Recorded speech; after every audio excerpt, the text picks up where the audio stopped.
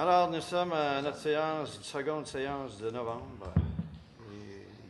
D'une séance à l'autre, il y a tout le temps quelque chose qui arrive à la planète à quelque part, quand c'est pas ici dans la Matapédia. Bien entendu, les événements incontournables de ce qui s'est produit à Paris vendredi soir dernier. Ça échappe à personne, ça fait des manchettes, puis tous les médias en parlent, et puis ils en reparlent. Alors, 129 personnes assassinées froidement par des gens qui crient « Allah Akbar » ou « Akbar est grand », là. Pas trop, c'est ça que je veux dire.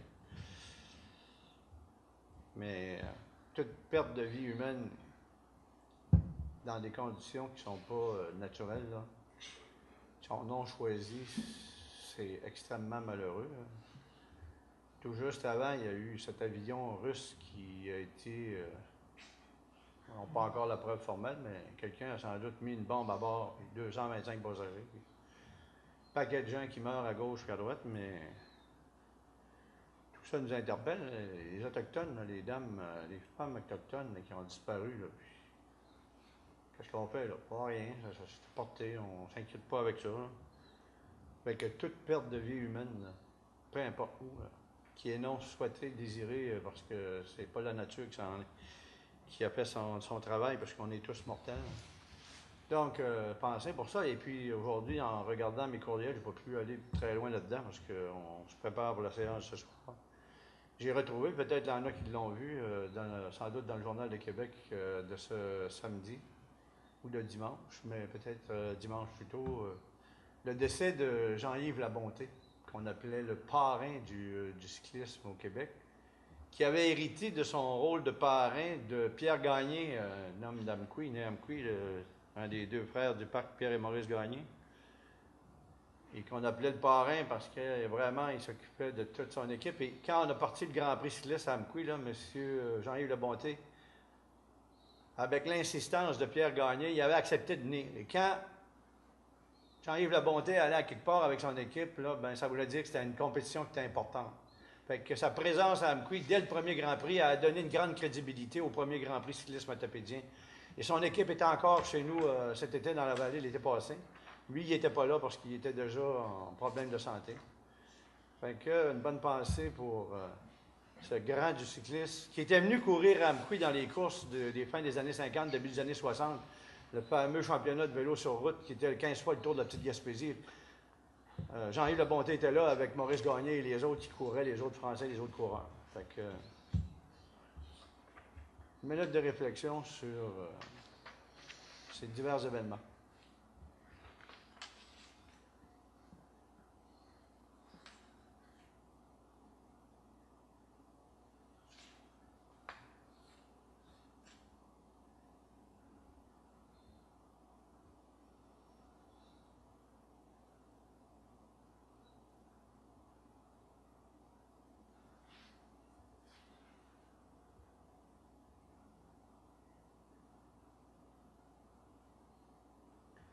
Merci de m'avoir accompagné dans cette minute de silence, de réflexion. Je me permettrai de souligner quand même un événement pour nous, qui est celui de voir notre greffière attitrée qu'on aimait beaucoup, Mme Marie-Claude Gagnon, Maître Marie-Claude Gagnon. C'est une matanaise, il faut le reconnaître, mais amquienne parce qu'elle nous a adoptés en quelque sorte. Mais cette semaine, ce soir, ce sera sa dernière participation à une séance conseil en tant que greffière de la ville d'Amqui, puisqu'en fin de semaine qui arrive, elle quittera définitivement pour aller travailler à ce même poste, un poste équivalent, à la ville de Matane. Et c'est pourquoi nous aurons, pendant une transition pour se trouver une nouvelle greffière, la complicité de notre Sophie nationale, Sophie Lévesque, qui déjà prend le travail en main, et puis très bien aussi, fait qu'on est toujours... Fait qu'on est choyés, on a des bonnes personnes, et puis Marie-Claude a l'aval de son employeur pour avoir une belle complicité avec l'organisation de la ville d'Amqui, si nécessaire. Fait qu'on remercie l'employeur, nos collègues de la ville de Matane, et Marie-Claude pour ses belles années de service chez nous.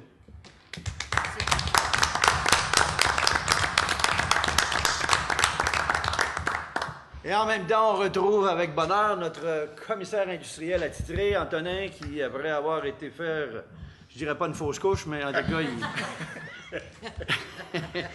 il est allé se faire travailler la mécanique. Ouais, Et ça semble être bien, là. Il semble avoir retrouvé son énergie d'antan.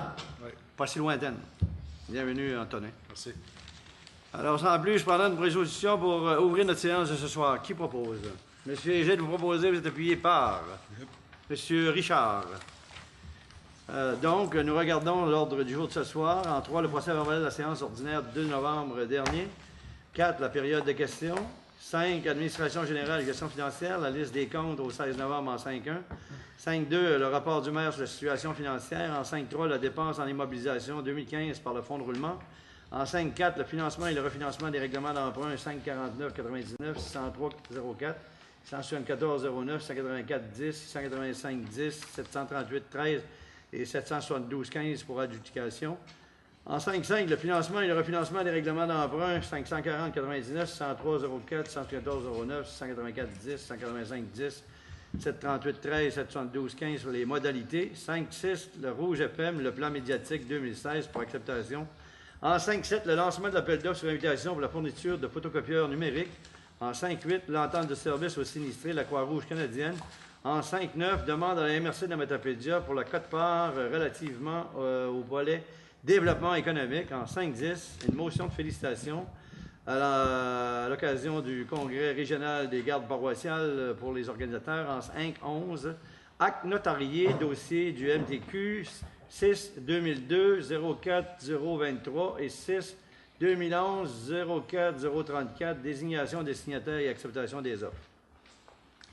En 6, ressources humaines, politique de rémunération des salariés cadres de la ville d'Amqui pour adoption. En 6.2, l'attribution du poste de technicien en génie civil à M. Joël Lavoie à compter du 30 novembre prochain.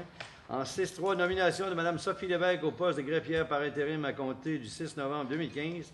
En 6.4, la nomination de Mme Pascal Harrison au poste de secrétaire par intérim à compter du 6 novembre 2015. En 6.5, attribution du poste de col bleu classe 1 saisonnier hivernal temps plein à M. Jean-Guy Martel à compter du 16 novembre 2015. En travaux publics et hygiène du milieu, 7.1.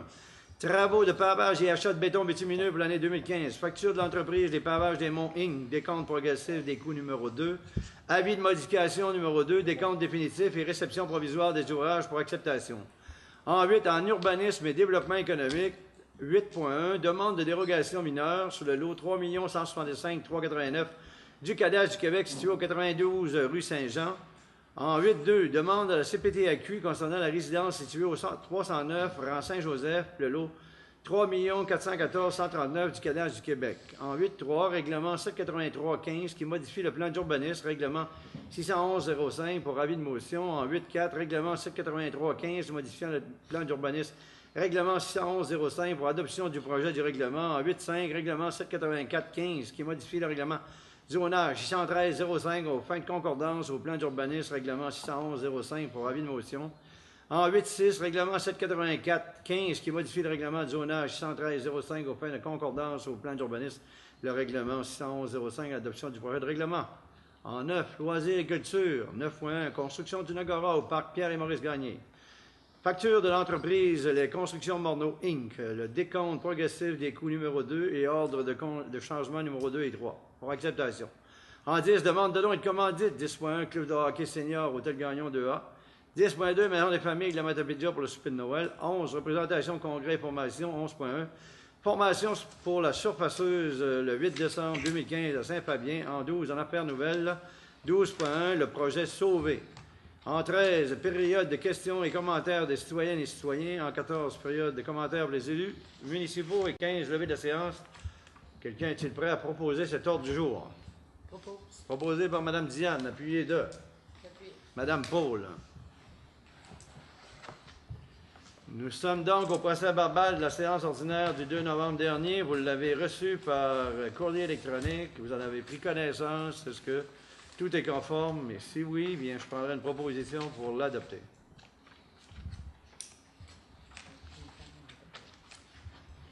Alors, qui propose? Proposé par M. Gilles. Et qui vous appuie? M. Pierre. Nous voici à une première période de questions. S'il y a des personnes dans cette salle qui ont des questions à nous poser, vous pouvez y aller dès maintenant.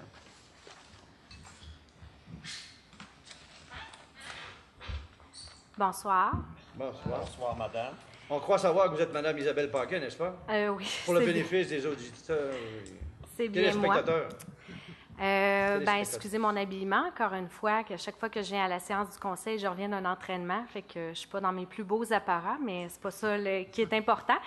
J'ai une question concernant un projet dont on entend parler un petit peu dans la rue Saint-Augustin, d'installation d'un bloc appartement de 150 logements pour des personnes âgées. J'aimerais juste savoir où la Ville en est rendue, parce que pour avoir parlé avec la commission scolaire, il semblerait que ce soit un projet qui est poussé par la Ville et que c'est la Ville qui est à la recherche d'un terrain pour ce projet-là. La commission scolaire m'ont dit que le terrain n'est pas encore vendu. Je sais également qu'il y a d'autres promoteurs qui sont intéressés à acheter ce terrain-là et qui auraient la possibilité de le faire, étant donné que c'est un terrain public. Donc, je veux savoir un peu où vous en êtes rendu et si quelqu'un achète le terrain avant soit la Ville ou le promoteur qui est en question dans ce projet-là, avez-vous un autre terrain pour faire ce projet-là? Non. Là, dans le préambule, là, j'ai cru voir qu'il y avait des, je dirais pas des faussetés, mais c'est peut-être ainsi. C'est pas la Ville qui Je vous donne des informations que j'ai reçues de la part du Conseil des commissaires. Je me base là-dessus. Non, mais c'est le promoteur lui-même qui est venu ici, ça a fait à peine quelques mois, là. Ça ne remonte même pas à un an. OK. Et qui a interpellé notre service de développement économique à dire moi, je veux venir offrir à la population matapédienne, en implantant à Mkoui, un complexe de résidence pour personnes, on va dire âgées. Hein? Ceux-là qui vendent de maison et qui veulent passer à d'autres types de logements. Et à partir de là, il y a des... bon, moi, à ce moment-là, je suis à la recherche d'un terrain. Pouvez-vous m'identifier, montrer les places disponibles? Nous autres, on n'a pas dit, là, ça va être tel terrain. C'est le promoteur, c'est lui, c'est son argent, c'est son cash qu'il va investir. OK. Fait que c'est lui qui décide où il va s'implanter. Qu'est-ce qu'il pense qui pourrait être le meilleur intérêt parmi les places disponibles à Mkoui? Alors, si vous êtes au fait qu'il est en démarche avec la commission scolaire, bien ça, c'est pas nous qui sommes derrière la démarche, c'est carrément le promoteur. C'est pas la Ville. Je ne sais pas qui a pu vous dire que c'est la Ville qui cherche un terrain, c'est le promoteur qui cherche un endroit pour implanter son projet. Un commissaire. OK. Alors, s'il y a un commissaire qui a dit ça, lui, je me demande qui peut-il être parce qu'il n'était pas...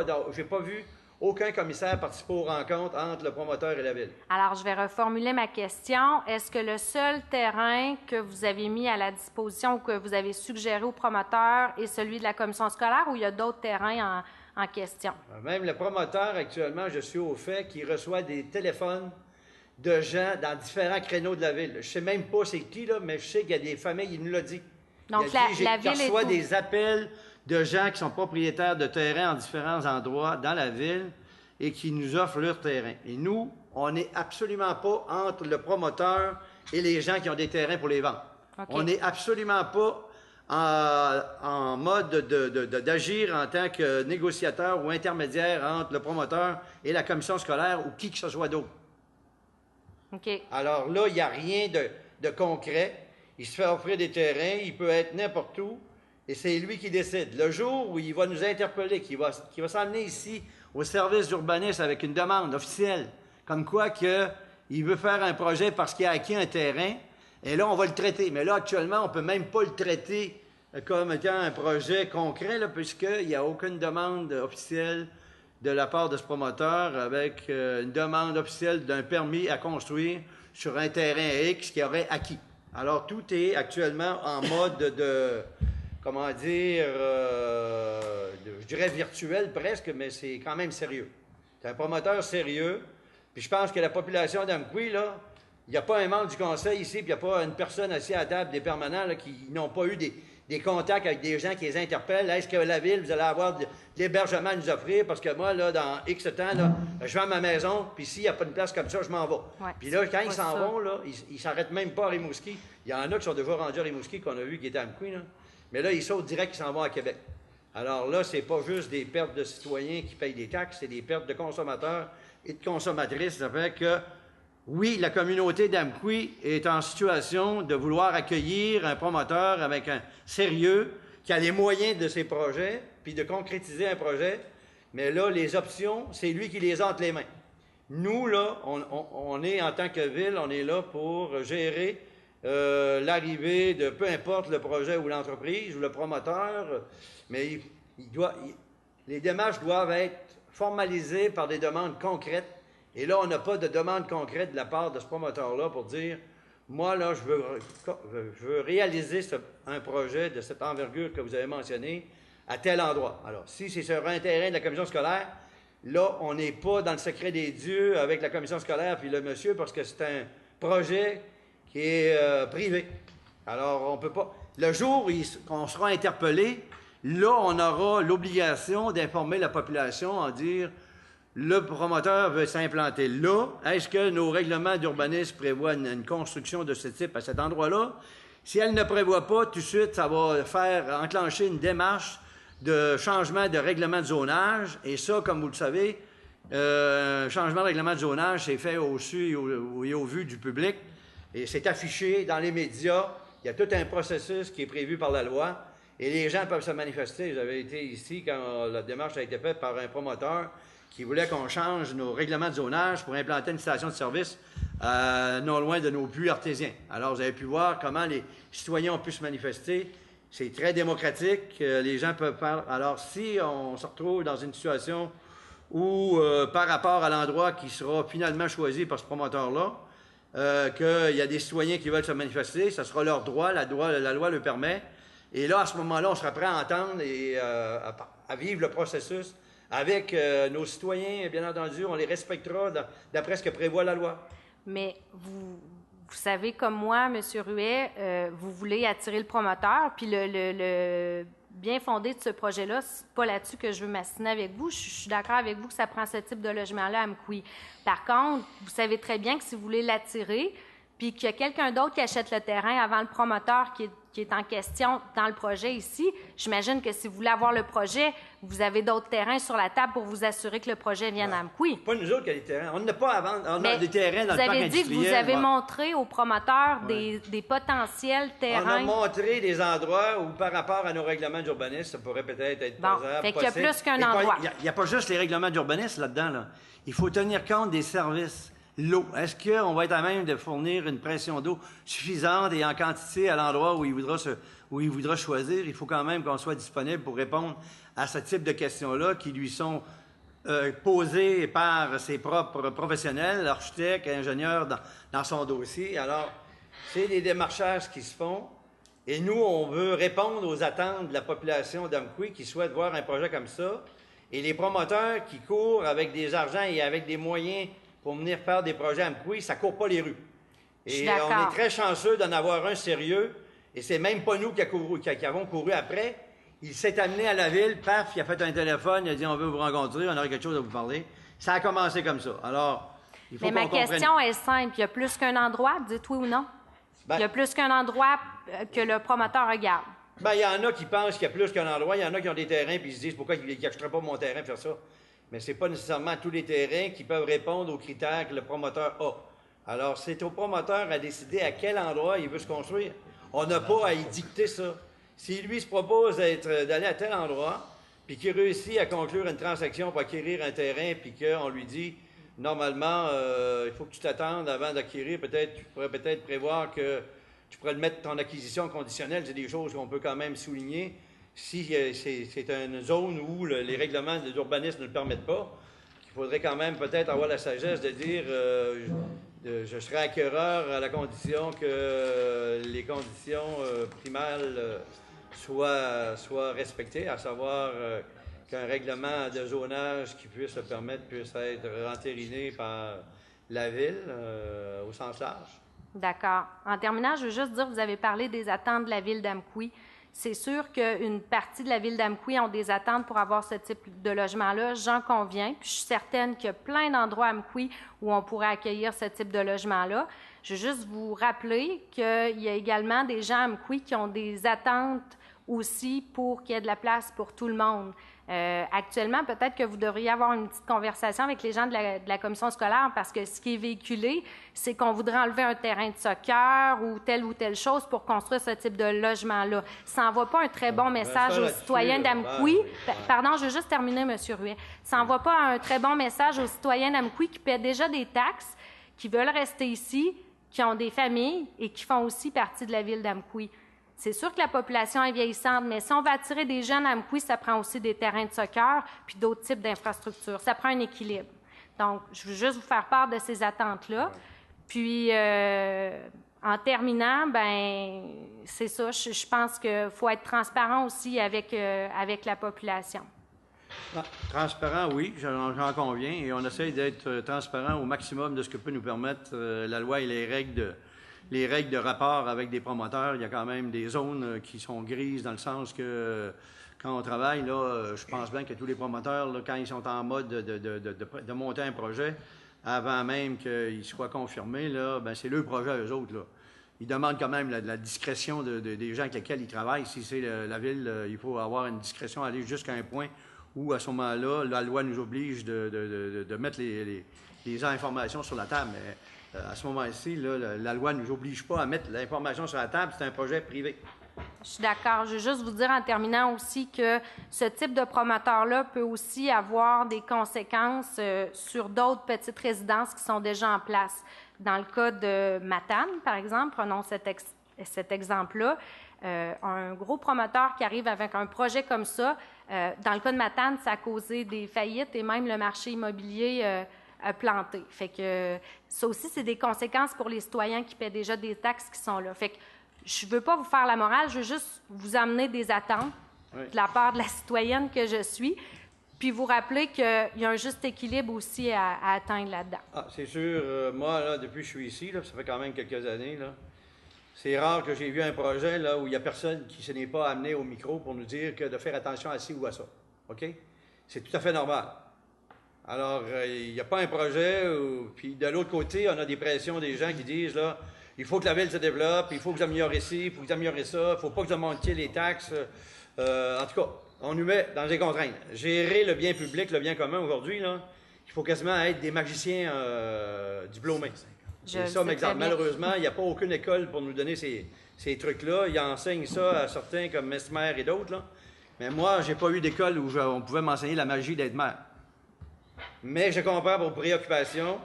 Et, je ne vous demande pas de faire de la magie, je vous demande juste d'écouter l'ensemble de vos citoyens. Les jeunes familles en font partie aussi. En tout cas, je crois qu'il y a pas mal de gens qui croient que je les écoute puisque je suis encore là. Ce n'est pas une attaque, M. Ruet, envers vous. Je parle à l'ensemble du conseil. Oui, oui. Je partage l'action de l'administration de la ville avec mes collègues ici, puis les permanents. Puis je peux vous dire que c'est un exercice qui est franc et honnête. On se dit les vraies choses. Puis c'est pas nécessairement facile parce que chacun a des vues, mais au moins on se respecte dans le processus. Puis on le fait dans l'intérêt du bien commun, au meilleur de nos connaissances, de nos habiletés et de nos expériences. Mm-hmm. Et faites-nous confiance là-dessus. On veut aller encore de l'avant et on ne laisse pas faire n'importe quoi, mais que ce qui est fait, que ça ne dérange pas quelques-uns, bien ça en dérange. On a le parc Pierre et Maurice Gagné qui fait de plus en plus la satisfaction des citoyens, mais l'avènement de ce parc, ça a été plus qu'un chemin de croix. OK? On ne fera pas l'historique de ça ici, mais moi, là, quand je regarde l'ensemble des projets, un après l'autre, là, c'est très rare qu'on n'a pas à confronter des idées de différentes. Puis c'est ça, on est chacun avec nos idées, nos façons de voir, mais en bout de ligne, il faut avancer. Il faut choisir une direction, puis il faut naviguer à travers tous les écueils qui peuvent se présenter sur notre chemin. Donc, tassez-vous de là. C'est ça qu'il faut que j'en comprenne? Faites-nous confiance, Mme Isabelle. Parfait. Puis continuez à donner le bon exemple en vous entraînant. Merci. Bonne soirée. Je ne resterai pas pour le reste de la séance. J'avais une collègue de marathon ici en vélo. Là. Oui, je suis certaine qu'elle est très contente qu'on parle d'elle en ce moment. Salut! Merci, Mme Isabelle. Alors, s'il n'y a personne d'autre à venir au micro, on poursuit. fais le constat qu'il n'y a personne qui veut nous adresser des questions. Alors, nous sommes en 5 en administration générale, 5.1, la liste des comptes au 16 novembre 2015, pour approbation. Oui, c'est une liste de comptes à la mi-novembre au montant de 91 859,80.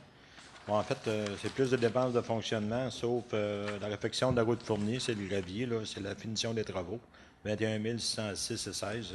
Monsieur le secrétaire au public pourrait donner un compte-rendu, puis les commentaires qu'il y a eu peut-être des gens. Vous savez que ça a été un long processus pour en venir à faire cette réfection de route-là. On avait rencontré le propriétaire de l'eau du secteur à l'époque.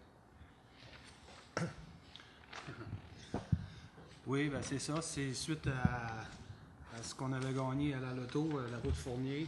Oui, on a découvert qu'elle nous appartenait. Suite à la réforme cadastrale. Fait que, on avait eu plusieurs demandes des citoyens là, du secteur, des propriétaires de l'eau boisée. Fait la réfection du chemin. Donc, on avait commencé le creusage des fossés l'année passée. C'est terminé cette année. Puis on a fait le rechargement en gravier. Donc, les propriétaires sont très, très heureux.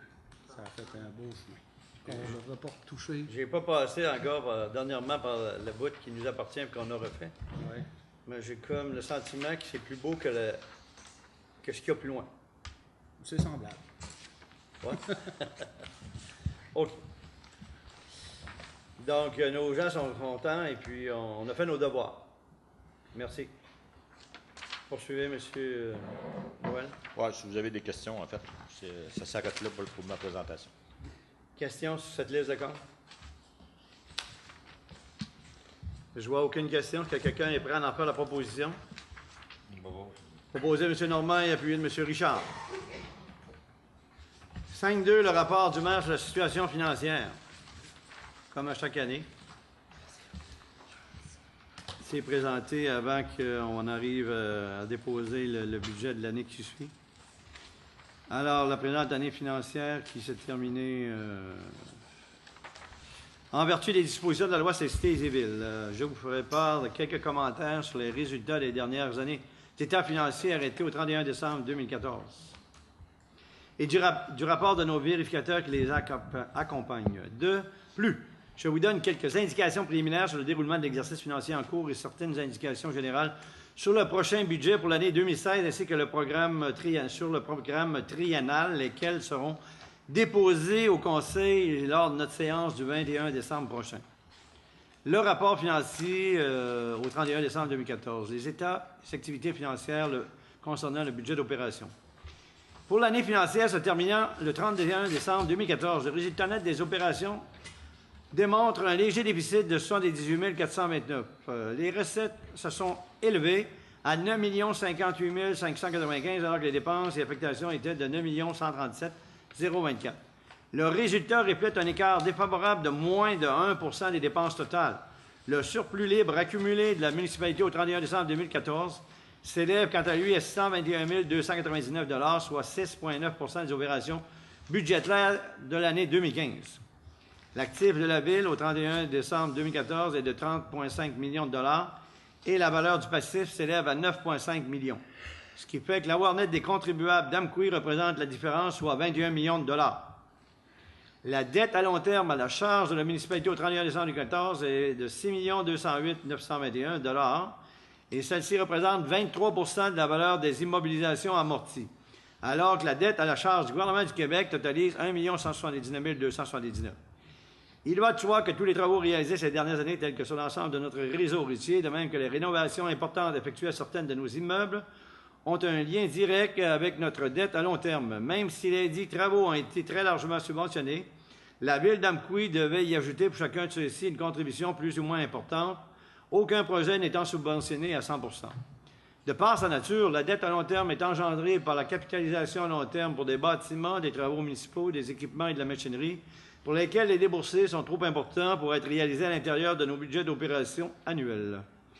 État des activités d'investissement dépenses en immobilisation. Au cours de l'année 2014, la Ville d'Amqui a réalisé des travaux d'immobilisation d'une valeur totale de 2 198 416 $. Les principaux investissements réalisés concernent la réfection d'une partie de la rue des Biens, ainsi que le pavage des différentes rues au montant de 233 324 $. Des travaux de réfection sur une partie des rues Lambert Brochu Maisonneuve pour la somme de 1 172 487. C'est que le prolongement des réseaux d'égouts et d'aqueducs sur la rue Étienne Levasseur totalisant 163 575 de même que la réfection d'une partie de la rue du Pont pour la somme de 272 798 Enfin, les autres investissements en immobilisation réalisés au montant de 356 232 concernent principalement des travaux de drainage dans le secteur du parc Pierre et Maurice Gagné, des travaux correctifs aux étangs d'épuration, des travaux de préparation de terrain dans le secteur de la zone industrielle de la rue Proulx et d'autres immobilisations de plus petite nature financière. Ces immobilisations ont été financées en partie par des emprunts, par le fonds de roulement, par des subventions, par la participation de partenaires financiers, ainsi que par des promoteurs et ainsi que par le budget d'opération. Le rapport de nos vérificateurs externes, soit la firme Mallette d'Amqui, nous indique que les états financiers représentent fidèlement la situation financière, le tout conformément aux principes comptables généralement reconnus au Canada, ainsi que pour la comptabilité municipale au Québec. Budget d'opération 2015, indications préliminaires sur cet exercice, ainsi que sur l'exercice en cours. Un budget d'opération de 8 985 000 sans augmentation de taxes pour entre 2014 et 2015 a été adopté pour l'exercice financier 2015. En guise de projection sur le résultat de l'année financière en cours, nous croyons à ce stade-ci être en mesure de rencontrer nos dépenses encourues avec les revenus projetés, sous réserve toutefois d'événements incontrôlables pouvant survenir d'ici la fin de la présente année financière. Déjà, là, on a 15 jours de neige de sauver, puisqu'il n'y a pas tombé de neige, et habituellement, ça tombe plus tôt. Deuxièmement, la rémunération des élus municipaux. En référence à la loi sur le traitement des élus municipaux, le maire doit inclure dans son rapport une mention des rémunérations et allocations de dépenses annuelles des élus. En ce sens, en 2015, une somme totale de 57 971 est versée au maire à titre de rémunération de base, étant 42 866 et d'allocation de dépenses 15 105 la somme des deux qui donne 57 971. Et chaque conseillère et conseiller reçoit sur une base annuelle une somme totale de 9 872 Les contrats. 3. Les contrats supérieurs à 25 000 conclus entre le 1er novembre 2014 et le 31 octobre 2015. Toujours en vertu de la loi sur les cités et villes, le maire de municipalité doit déposer dans le présent rapport une liste de contrats conclus pendant l'année comportant une dépense de plus de 25 000 En conséquence, voici donc les contrats visés par la loi et les sommes versées pour chacun de ceux-ci au cours de l'année. Alors, je ne vous dirai pas les scènes, là, mais je vais vous donner les montants en rond. PFL Canada, contrat d'assurance générale pour 2015, 45 000 Carrier commercial, 43 059 ce qui inclut 36 000 pour le remplacement d'un compresseur et les travaux d'entretien des systèmes de réfrigération pour près de 5 000 Conciergerie d'Amqui, 479 952 qui comprend le contrat d'enlèvement des transports des ordures pour 353 000 le contrat d'entretien de la salle communautaire pour 55 000 le contrat d'entretien des pelouses pour 34 000 le transport des roll-offs pour 15 000 le lignage des traverses piétonnières, l'achat de produits d'entretien et autres pour 22 000 Diffusion Mordicus, une contribution de 106 654,95 de la part de la Ville, soit pour participation à l'opération de l'organisme et de soutien pour la salle de l'ordre de 101 500 Remboursement sur bande de billets et autres pour 5 000 Électricité Garon et Fils pour 62 000 qui comprend la conversion de l'éclairage de l'Arena au DEL de 32 000 ainsi que l'entretien du réseau d'éclairage de rues et des bâtiments pour 30 000 Les entreprises de Donald Lebrun pour 36 000 ce qui comprend 36 000 comprend le contrat d'entretien des fleurs et l'arrosage pour 2014-2015 pour une somme de 20 000 les protections hivernales pour 6 000 entretien des plates-bandes pour 10 000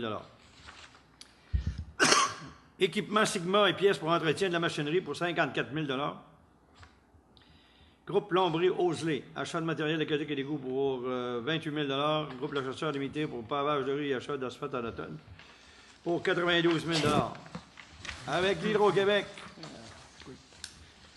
pour l'éclairage de nos bâtiments et toute l'énergie qu'on consomme, même dans l'éclairage des rues, pour 548 000 Kemira Water Solution pour les produits chimiques pour l'entretien des étangs, 56 000 La Case d'Annie, Conciergerie, Hôtel de Ville, garage, bibliothèque et gare pour 38 000 Construction Morneau pour le paiement de décompte 1, construction de l'Agora pour 66 000 Les entreprises Michaud et Fils pour 570 228 qui comprend les décomptes des travaux du PQM, soit les rues Maisonneuve, Brochu, Dollard et Lambert pour 364 000 ou 355 000 si on arrondit.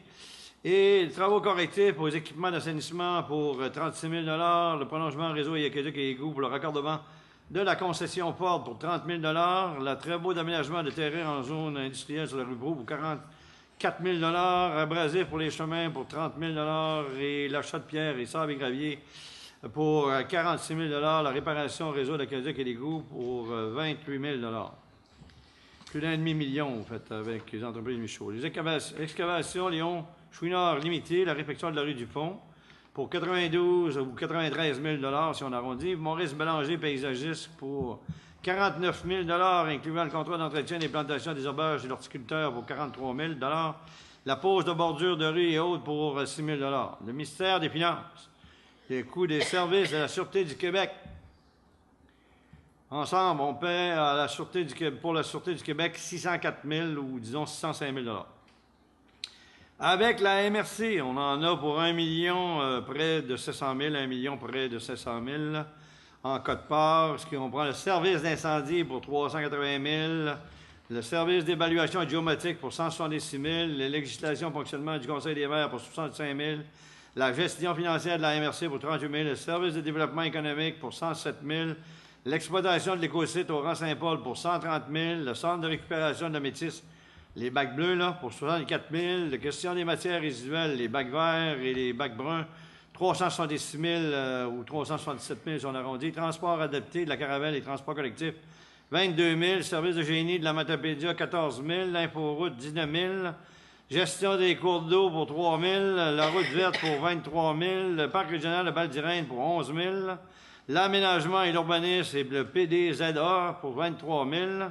la sécurité civile pour 14 000, autres pour 17 000, contrat d'exploitation des équipements d'assainissement des eaux pour 52 000, honoraire du service de génie pour divers travaux pour le PIQM pour 62 000, le même service de génie pour des travaux de pavage pour 16 000 service de génie pour des travaux sur la rue du Pont pour 20 000 service de génie des mandats d'hiver pour 48 000 l'informatique, service d'informatique, téléphonie avec la MRC pour 16 000 l'honoraire service d'urbanisme pour divers mandats pour 10 000 et d'autres mandats d'hiver pour 6 000 Avec National Vacuum Disnet, le nettoyage des conduites d'égout.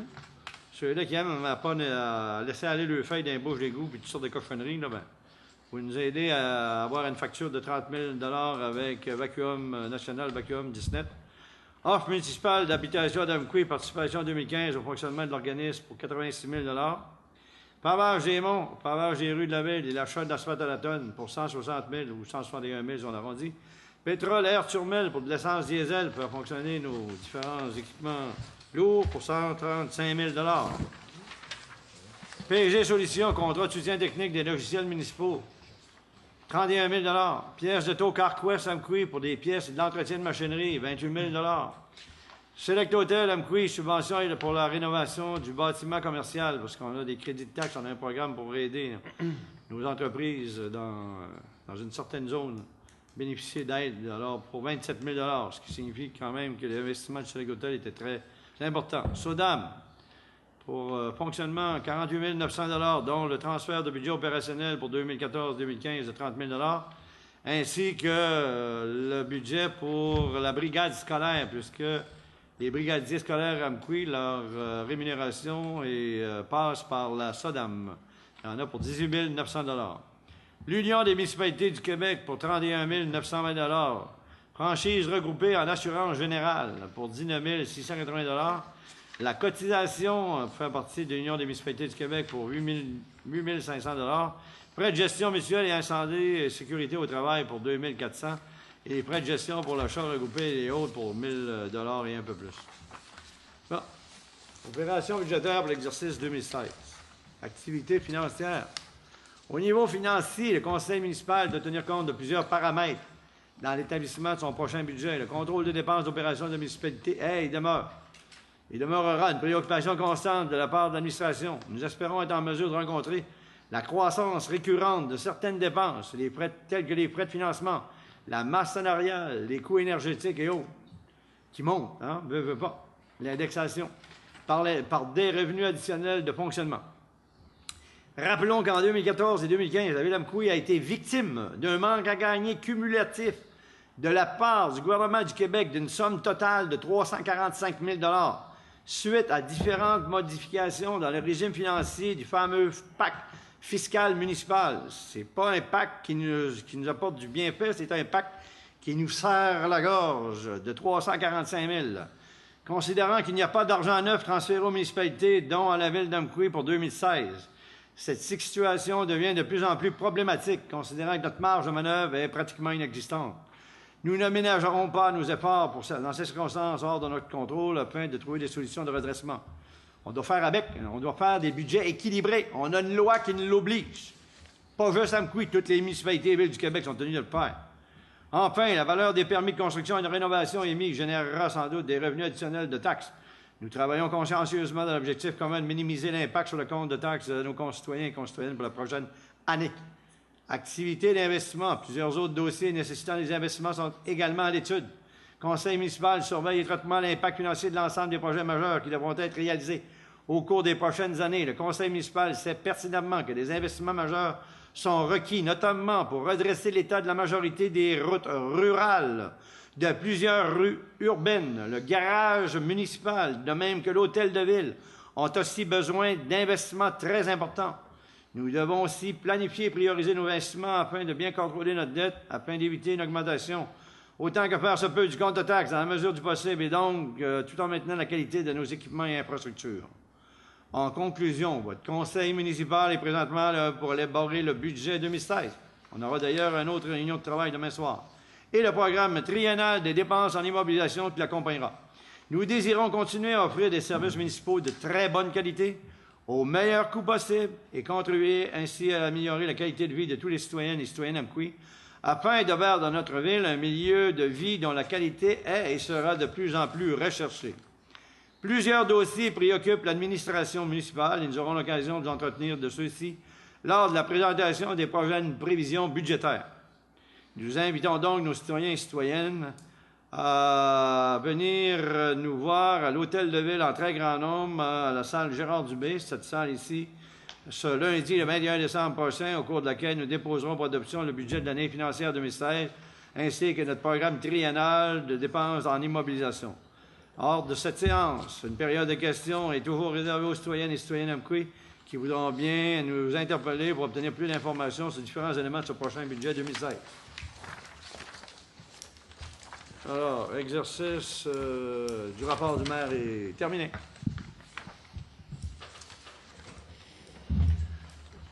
Dépenses en immobilisation, point 5.3, 2015 par le fonds de roulement. Monsieur Noël.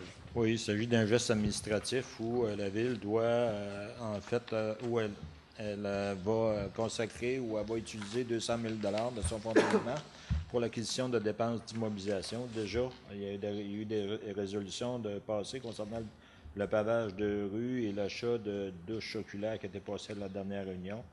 Donc, on aurait besoin, au niveau administratif, de l'affectation d'une somme pour les travaux réalisés pour la conversion de l'éclairage Odell à l'Arena pour être payé dans le fonds de roulement d'une partie de la dépense, c'est-à-dire une somme de 20 000 $ à être appropriée par le fonds de roulement. La réfection de la route Fournier, une autre somme de 20 000 $ et pour atteindre ce qui est budgété au montant total du budget là, qui était prévu d'être affecté par le fonds de roulement, une somme de 13 469,66 pour le paiement en partie du caisson de travail qui avait été acheté en cours d'année. Des questions sur cette somme de projet? S'il n'y a pas de questions, je prendrais quelqu'un pour proposer que nous effectuions ces paiements par le fonds de roulement pour ces projets. Je propose. Proposé, M. Richard, appuyé de Mme Paul. 5.4, le financement et le refinancement des règlements d'emprunt, 5.40, 99 et etc. M. Noël. Oui, en collaboration avec le ministère des Finances, le ministère des Affaires municipales, on avait en premier lieu un refinancement d'emprunt de 652 400 $ qui devait être effectué à cette période-ci. Bon, il y a environ 2 ou 3 mois, on a entrepris cette démarche de refinancement-là, à laquelle s'est ajouté de nouveaux emprunts, notamment une somme de 425 000 pour l'achat de machinerie. Le paiement du solde des travaux réalisés dans le cadre du programme PIQM. Là-dessus, on emprunte à la charge du gouvernement du Québec une somme de 77 736 et une autre somme qui est le résiduel à la charge de la Ville au montant de 66 264. Donc, le ministère des Finances a reçu 3 propositions concernant le montant final ou le montant total qui était requis en termes d'emprunt, c'est-à-dire une somme de 1 221 400 $. La soumission la plus basse provient de Banque Royale du Canada au taux fixe pour 5 ans de 2,58 %. On a reçu une autre proposition de Caisse de Jardins Vallée Metapédia, où c'est le ministère des Finances qui a reçu ça au taux de 2,59 %, donc une différence minime de c'est moins d'un dixième de 1 %. Et une troisième qui provenait de la financière Banque nationale au montant de 2,7588. Donc, on a l'obligation de prendre la soumission la plus basse. C'est le ministère qui fixe les règles du jeu et si on ne prend pas la plus basse, il n'y a plus de... En fait, les règles d'appel d'offres ne tiennent plus. Ça fait une différence, en fait, sur un an, un montant d'intérêt sur la première année de 122,14. Puis ça fait une petite différence un petit peu moins l'année d'ensuite, et ainsi de suite. Donc, les 2 points que vous avez à l'ordre du jour concernent ce financement-là. La première résolution requise pour accepter la soumission la plus basse provenant de la Banque Royale du Canada. Et tant qu'à faire, je vais présenter le point suivant. Le point suivant, lui, en fait, c'est qu'il désigne le maire et moi-même à signer le billet et c'est les conditions d'émission et de remboursement des emprunts, la cédule de remboursement de capital qui fait partie inhérente de cette résolution-là. Donc, ça prend 2 résolutions. 2 résolutions, et si vous êtes d'accord, on prendra le même proposeur, le même appuyeur pour les 2. Alors, je comprends que vous êtes d'accord. Qui propose? Monsieur Égide, vous proposez. Qui vous appuie? Monsieur Normand vous appuie. Nous sommes donc à 5-6, Rouge FM, le plan médiatique pour 2016. Oui, bon, on vous a présenté tout à l'heure en comité une proposition de financement ou de renouvellement de plan médiatique qui, avec Rouge FM.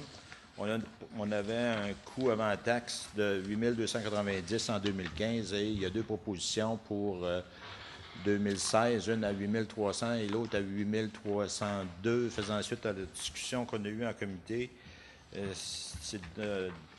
La recommandation est d'agir sur un plan élargi au niveau du web à 8 302.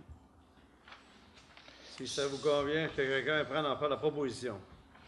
Proposé par M. Richard, qui vous appuie. Mme Paul vous appuie. 5-7, le lancement de l'appel d'offres sur l'invitation de la fourniture de photocopieurs numériques. Bon, là-dessus, ce qu'on peut dire, c'est que ça fait plusieurs années, en fait, qu'on s'en va en demande d'appel d'offres pour le renouvellement des photocopieurs. Il y en a un ici, il y en a un également au niveau du service des loisirs pour des périodes de 5 ans. On est en location plus... on est en location et pure et simple. Puis après 5 ans, bien, regarde, on recommence avec une nouvelle machine. On a déjà vécu des expériences où, dans le passé où les machines se brisaient. Et à ce moment-là, quand on a... après un certain temps, avec le volume de copies qu'on fait, bien, on a jugé bon dans le passé d'y aller vers la location pure et simple. Bon, là, il faudrait lancer l'appel d'offres pour un renouvellement pour avoir des propositions dans ce sens-là. Maintenant, moi, on a eu un courriel de M. Damour là-dessus, à savoir qu'il serait intéressé pour qu'on obtienne des propositions concernant l'acquisition. On s'était déjà posé cette question-là dans le passé, mais on n'a jamais agi dans ce sens-là. pour des raisons de fonctionnalité, là, en tout cas, je ne suis pas sûr que ça serait nécessairement moins cher. Parce qu'on avait connu avant l'acquisition. Parce qu'à un moment donné, on a déjà eu 2 copieurs pour en faire un. Puis on avait eu beaucoup de difficultés, tout dépendant des modèles. À ce moment-là, on est obligé de prendre la soumission la plus basse, puis ça ne nous rend pas des fois toujours justice au niveau opérationnel, parce que, en tout cas, on a déjà vécu des expériences dans le passé qu'on n'a pas aimé là-dedans. Monsieur Damour? Ma préoccupation, si c'est possible, dans le cadre de l'appel d'offres, de pouvoir évaluer l'une ou l'autre des options et sans être lié par l'une ou l'autre dans l'appel d'offres. Si on est en mesure d'avoir un comparable, moi, on prend quand même un engagement de 5 ans. Il se peut que l'élément location plus d'entretien à la copie nous amène un élément de sécurité, mais j'aimerais juste connaître quel est l'impact financier par rapport à, par exemple, faire l'acquisition d'équipements et vérifier dans quelle mesure on pourra avoir des éléments d'entretien, parce que je présume qu'il y a des garanties les premières années lorsqu'il y a des acquisitions. Ouais. Mais j'en suis là. Effectivement, quand j'ai vu que c'était à l'ordre du jour, j'ai demandé si on pouvait également être en parallèle sur 2 formes d'appel d'offres. C'est parce qu'on doit choisir sous une forme la soumission la plus basse. Si on s'en va vers la location, on s'en va vers la location. Si on s'en va sur l'acquisition, on choisit par rapport à l'acquisition. On ne peut pas choisir selon les 2 formes.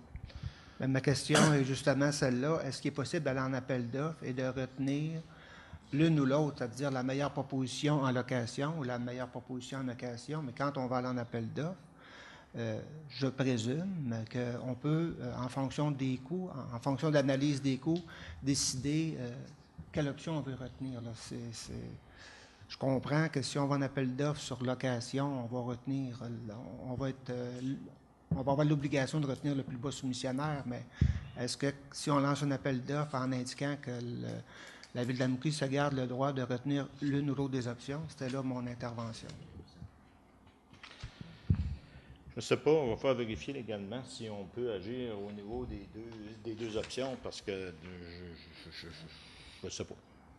Je ne suis pas en mesure de vous répondre à ce moment-ci. Finalement, c'est pour avoir un comparatif versus sur 5 ans.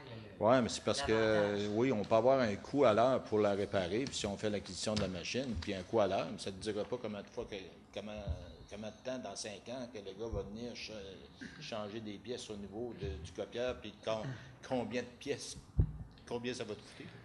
Effectivement, c'est sûr qu'on n'a pas non plus on n'a pas le coût, peut-être qu'on parle de quelques centaines d'écarts, quelques centaines de dollars d'écart par année, mais peut-être qu'on parle de quelques milliers. Moi, je ne suis pas en mesure de mesurer l'ampleur de l'écart si je n'ai pas de comparable. C'est là ma préoccupation.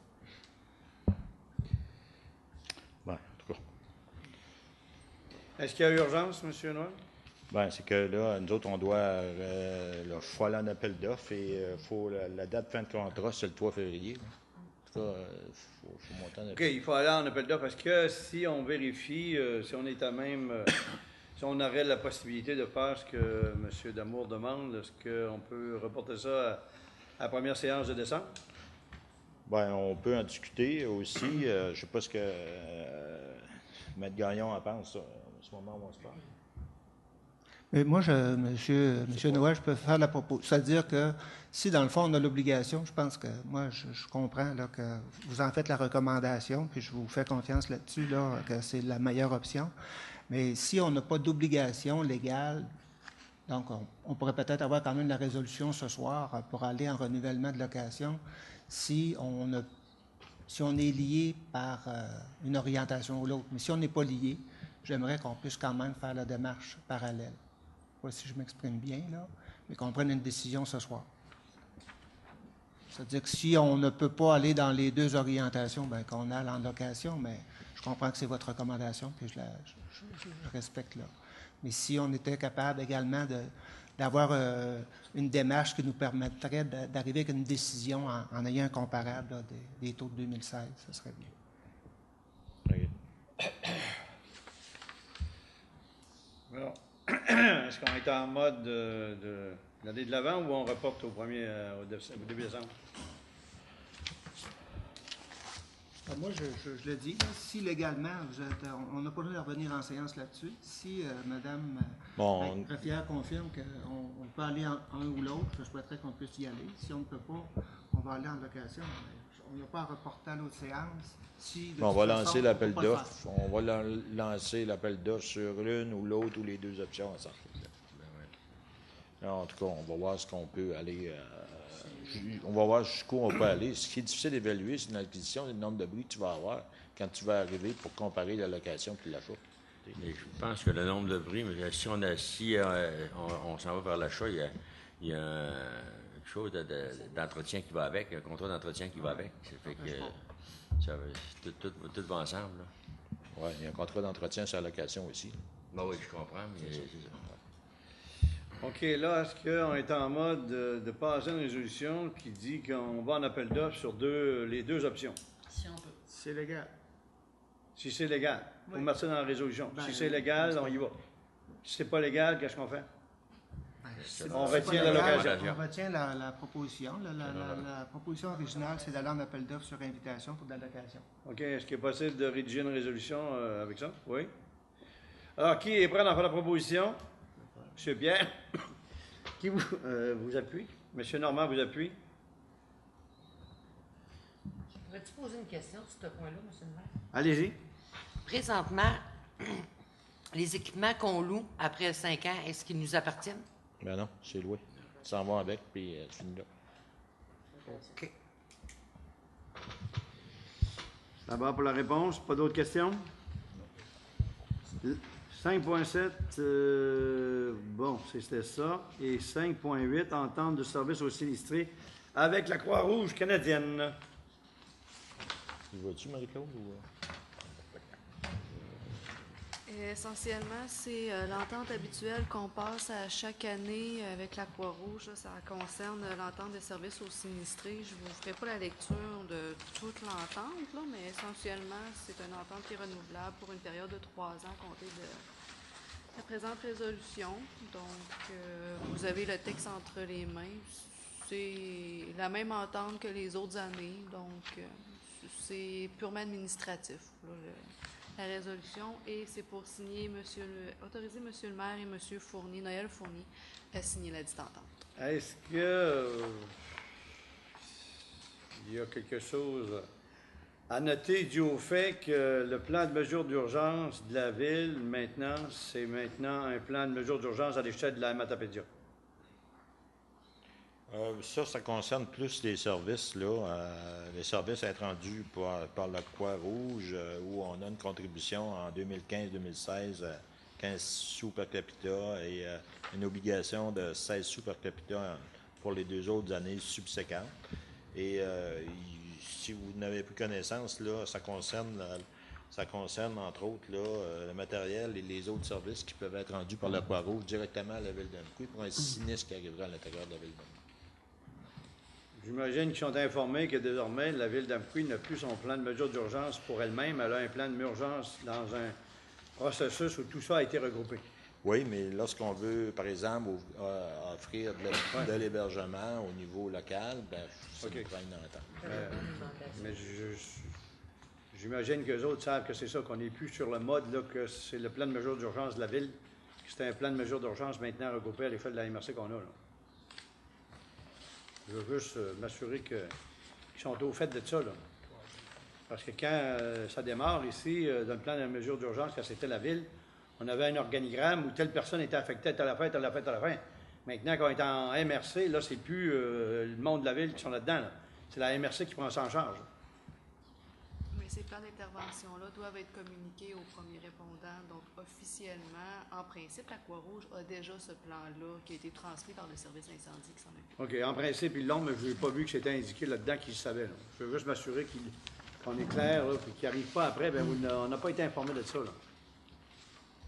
Tu sais, il y a des affaires qu'on pense qu'automatiquement c'est fait, là. Mais après coup, quand le problème arrive, là, on s'aperçoit que ça n'a pas été fait. Ça peut créer des problèmes parce que là, c'est qui... Quand il tombe de quoi sur la tête, là c'est plus X personnes ici à l'intérieur de la Ville qui sont mandatées pour faire ça. Là, c'est exactement le gros plan de mesures d'urgence de la MRC qui prend ça en charge. C'est ça que je veux dire. Je vais valider avec la Croix-Rouge. C'est ça, validé. Donc, vous avez pris nature, là, ça complique. Est-ce que vous avez terminé votre présentation, Mme Marie-Claude? Et donc, pour la Ville, ça signifie une contribution financière de 928 928 et 80 sous pour la période d'1 an. Donc, 928 par année, à peu près. Avec indexation, non? Ouais, non, c'est le même montant que l'année passée. OK. Alors, quelqu'un est-il prêt à en faire la proposition? Qui propose? Madame Diane, vous proposez, qui vous appuie? M. Normand vous appuie. 5.9, demande à la MRC de Matapédia versus la quote-part relativement au volet développement économique. Je vais laisser mon collègue Pierre Damour vous présenter ça. Alors, merci, M. le maire. Donc, ça fait suite à des discussions qu'on a à l'intérieur de notre propre processus de préparation budgétaire pour l'année 2016. J'avais déjà exprimé un certain nombre de questionnements. Alors, ce soir, si vous êtes d'accord, je soumettrai un projet de résolution. Résolution, évidemment, que je souhaite être appuyée par tous. Donc, en plus de faire la proposition de cette proposition-là, je vais également demander le vote, l'ensemble des membres du Conseil. Alors, la résolution se lit comme suit. Considérant la majoration importante de la quote-part facturée à la Ville d'Amqui pour le CLD et la ruralité, survenue entre 2014 et 2015, qui passait de 44 327 à 107 564, soit une augmentation de 63 237 ou de 143 %. Considérant que cette majoration provient principalement de la décision gouvernementale d'abolir les CLD et, par conséquent, de réduire leur soutien financier. Considérant que le pacte fiscal de 2014 a amputé la Ville d'Amqui d'un manque à gagner de 242 000, considérant que le pacte fiscal transitoire de 2015 a entraîné pour la Ville d'Amqui un manque à gagner additionnel de l'ordre de 103 000 sur le budget de 2015, donc c'est des informations qu'on a vues tout à l'heure, M. le maire, dans votre rapport. Considérant que le nouveau pacte fiscal qui a reçu l'appui de plus de 80 % des participants présents à l'Assemblée de l'UMQ tenue le 23 septembre 2015 et pour lequel, M. le maire, vous avez signifié votre opposition. Considérant que ce nouveau pacte fiscal laisse envisager un manque à gagner pour la Ville d'Amqui d'une même ampleur pour les prochaines années. Considérant que la Ville d'Amqui possède son propre service de développement économique. Considérant que depuis 2001, la Ville d'Amqui, qui est la plus importante municipalité rurale de la vallée de la Matapédia et dont la population est supérieure à 5 000 habitants, ne peut plus compter sur une aide gouvernementale de compensation pour la voirie locale de 101 500 $ annuellement pour l'aider à entretenir son réseau routier qui compte 106 km. Considérant la volonté des élus de majorer justement le budget d'entretien pour son réseau routier pour les prochaines années. Enfin, considérant qu'un processus de préparation budgétaire suppose souvent l'obligation de faire des choix difficiles, donc il y aura une proposition que la Ville d'Amqui demande à la MRC de la Matapédia de maintenir la quote-part pour son nouveau service de développement économique au niveau de la contribution de l'année 2014. Qu'une copie de cette résolution soit acheminée à toutes les municipalités de la MRC de la Matapédia, au ministre du MAMO, Pierre Moreau, au député de Matane-Matapédia, M. Pascal Berubé, ainsi qu'au ministre des Régions, M. Jean Damour. Alors voilà la proposition qui est soumise pour. Est-ce que vous en faites le proposeur? J'en fais le proposeur, et si mes collègues, vous-même, vous voulez commenter avant de prendre le vote, là, mais moi, j'en fais la proposition. OK. Alors, vous le proposez, je prendrai un appuyeur. M. Gilles, vous proposez. Moi, à la lecture de votre... Vous appuyez, oui. Qu'est-ce que j'ai dit? Proposer. Excusez-moi. J'ai dit proposer, appuyer. Procéder au vote. Non, mais je vais faire quelques commentaires avant d'aller au vote. Je vais... j'ai pris connaissance de ce que vous venez de nous présenter, M. Pierre. Je crois que chacun de vos arguments, là, ou les éléments, les attendus que, là, ils sont on ne peut plus limpides. Là. Ils font le portrait exact de la situation que nous vivons. Il en conclut que, versus toutes ces obligations, ces manques à gagner et tout ça, qu'on avait un engagement et on le respectait. On nous a, dans un contexte d'urgence et de ce qu'on voudra, l'année passée, on a, proportionnellement à notre richesse foncière, accepté de faire un effort pour pouvoir transitoirement permettre à notre organisation CLD de la Matapédia de demeurer en vie le temps qu'on analyse une nouvelle façon de faire. Processus qui a été d'analyse, qui a été confié à un groupe, qui a été confié au groupe Mallette et auquel ont participé différents intervenants, même notre commissaire industriel a été consulté. Il y a eu quand même certaines personnes, mais nous ici, directement au conseil, on n'a pas nécessairement été interpellés dans le détail de la démarche, mais récemment, ils ont déposé le 23 septembre un document au Conseil des maires lors d'une séance de travail où je n'étais pas présent puisque j'étais à Lévis pour le fameux vote sur le pacte fiscal. Madame Diane nous y représentait, mais selon ses propos, ce soir-là, il n'y a à peu près pas eu de discussion sur ce nouveau modèle de façon de donner le service de développement économique en remplacement de ce que nous avions connu jusque-là avec le CLD de la Matapédia. Et donc, c'est le modèle qui s'enligne, sauf que là, en termes de plan financier pour faire fonctionner l'organisme, on découvre qu'on veut qu'on soit partenaire à la même hauteur que la situation d'urgence qu'on nous avait demandé de faire un effort, et nous l'avons fait. Mais au moment où on l'a fait, il n'y a personne d'entre nous qui a dit, là, OK, là, on est prêt maintenant à continuer. On a monté la marge de 60 000, 150 %, puis c'est avec ça qu'on va aller pour les années futures. On a dit, on remettra ça en considération.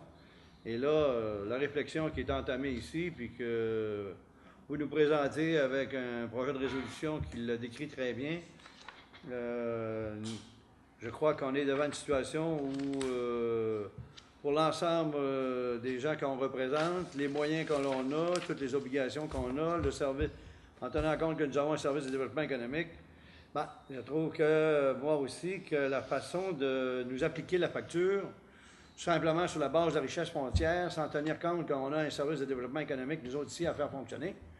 Puis quand on fait du développement économique à Mkoui, les autres en profitent à côté. Comme ils peuvent dire qu'on en profite, mais je pense que proportionnellement, toute portion regardée, la ville d'Amkoui, ce qu'on a à faire, chaque fois qu'on crée 2 emplois à Mkoui avec l'aide de promoteurs, il y en a au moins un minimum un qui est quelqu'un qui va rester à Valbriand, à Causap, à Saint-Bionnet, à Saint-Ursus, Saint-Léon, Lac-Amkoui, Saint-Irène, nombreux sont ça. Vous avez juste à faire une campagne électorale, vous allez découvrir, en tout cas, je ne dis pas ça à vous autres, ici au Conseil, puisque vous avez tout été en campagne électorale, vous savez qu'est-ce qu'il y en a, mais ah, je ne peux pas voter pour toi parce que je reste à Saint-Léon, ah, je ne peux pas voter pour toi parce que je reste à Saint-Vianney ou à Saint-Arcius. Même ici, la ville, on a des employés qui viennent des autres, d'autres municipalités. Ces employés-là gagnent le vie ici à la ville, puis ils paient leurs taxes ailleurs. Alors, c'est pas vrai que parce que le monde vient de magasiner à Mkoui, que nous, à la ville d'Amkoui, on doit accepter toutes les factures. Je pense qu'au niveau du développement économique, tout comme pour d'autres services, que ce soit les services de génie, où on a une contribution de base à faire, puis au cours de l'année, si on a des contrats spécifiques, on a des factures additionnelles. On a ça aussi au niveau de l'urbanisme. Je pense que la formule qu'on veut appliquer au développement économique et qui est la facture qu'on veut adresser à la ville d'Amkoui n'est pas réaliste. Elle oublie complètement que nous-mêmes, on fait nos devoirs, puis on dépense déjà de l'argent dans le fonctionnement de notre propre service de développement économique. Moi, pour ma part, je suis prêt à endosser cette résolution-là. Alors, quelqu'un demande le vote? Oui, peut-être déjà. Il a été fait, vous l'avez fait? J'ai demandé, mais peut-être d'autres gens qui veulent commenter avant la OK, est-ce qu'il y a d'autres personnes, justement, qui voudraient commenter? Moi, M. le maire, oui. Je pense que l'exercice que la MRC a fait, c'était dans le but de maintenir le service de développement économique à l'ensemble de la MRC. C'était aussi dans le but de garder le plus grand nombre d'emplois possible pour garder nos gens en place. Ça devenait aussi une raison valable.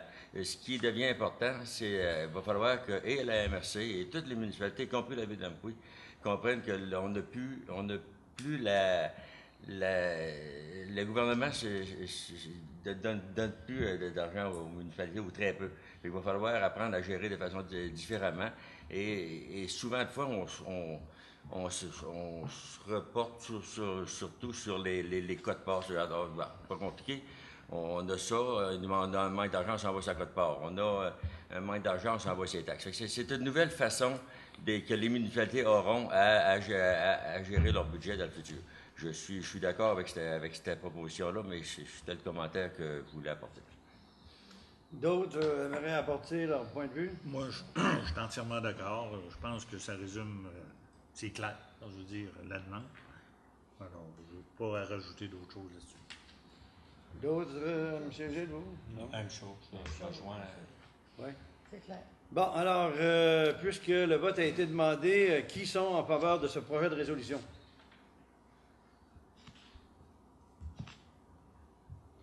Et ça, c'est pas un pied de nez qu'on veut faire au système, puisque on dit pas, on a notre propre service, puis on veut pas contribuer pantoute, on contribue. Sauf que la facture qu'on nous adresse, je pense qu'elle ne tient pas compte de certaines réalités, d'utilisateurs-payeurs, par exemple. Et 5.10, motion de félicitations concernant le congrès régional des gardes paroissiales. Je crois que c'est vous-même, Madame Diane, qui avez fait inscrire. Et on a reporté ce point afin de s'assurer que vous étiez là pour en parler. Effectivement. Donc, une motion de félicitations pour les organisateurs du congrès régional des gardes paroissiales qui a eu lieu en septembre dernier. Donc, à chaque année, ils changent de région. Donc, cette année, ils ont visité Amqui, fait qu'il y avait des gardes paroissiales de différentes régions. Donc, j'ai eu l'occasion de les rencontrer. Monsieur le maire aussi, vous êtes allé, vous, le jeudi soir ou le vendredi, les rencontrer. Donc, merci à ces gens-là, à ces organismes aussi qui prennent le temps de créer des activités chez nous. Et on a besoin de vous, effectivement. Et j'ai été invitée personnellement à souper dans la table d'honneur et j'ai eu l'occasion de souper avec Monseigneur Grondin. Donc, c'est le nouveau Monseigneur que nous avons dans la région, un homme très, très sympathique. Et lorsqu'il sort de la motion de félicitations, c'est qu'en fin de semaine, on est allé encore à une représentation au niveau de la fabrique d'Amqui. Puis j'ai eu encore l'occasion de voir Monseigneur Grondin. Donc, un homme très, très, très près des gens. C'est pour ça, c'est rendu mon chum, là, je le vois souvent. Donc, motion de félicitations pour les gardes paroissiales et ouverture à d'autres clubs qui veulent profiter de nos installations. Merci. Bravo, merci. Merci, bravo au Chevet de Colomb d'avoir choisi Amqui. Pas le Chevet de Colomb, la garde paroissiale.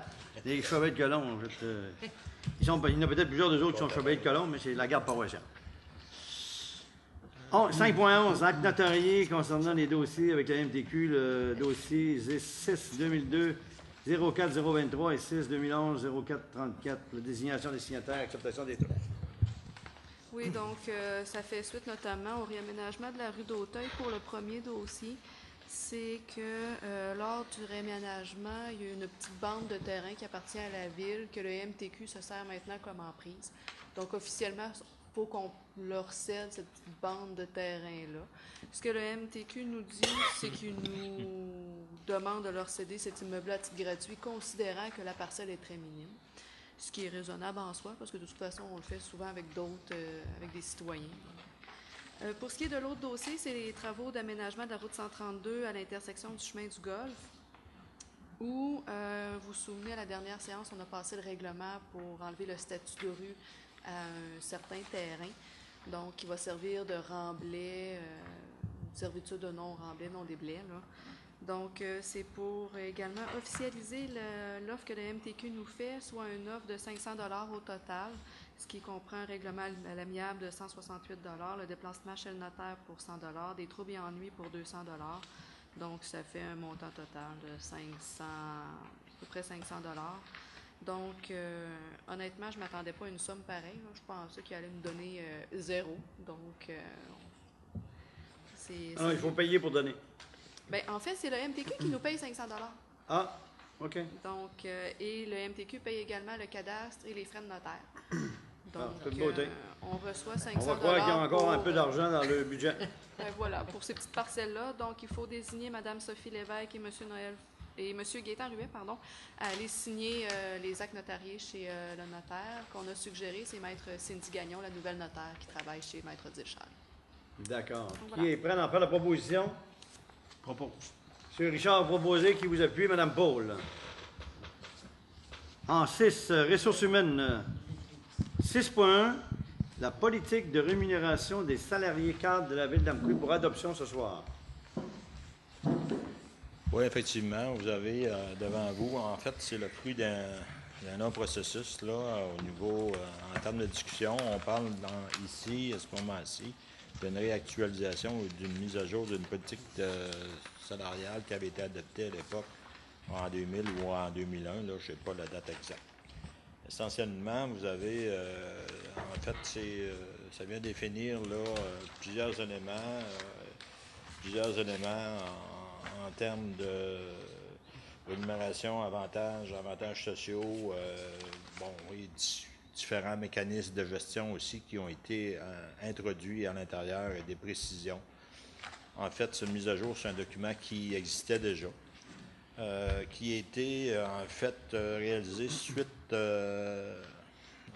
en séquence au fait qu'on a renégocié la convention collective l'année passée et, avec nos employés syndiqués, et par la suite, on a profité de l'occasion pour remettre la politique salariale des cadres à jour.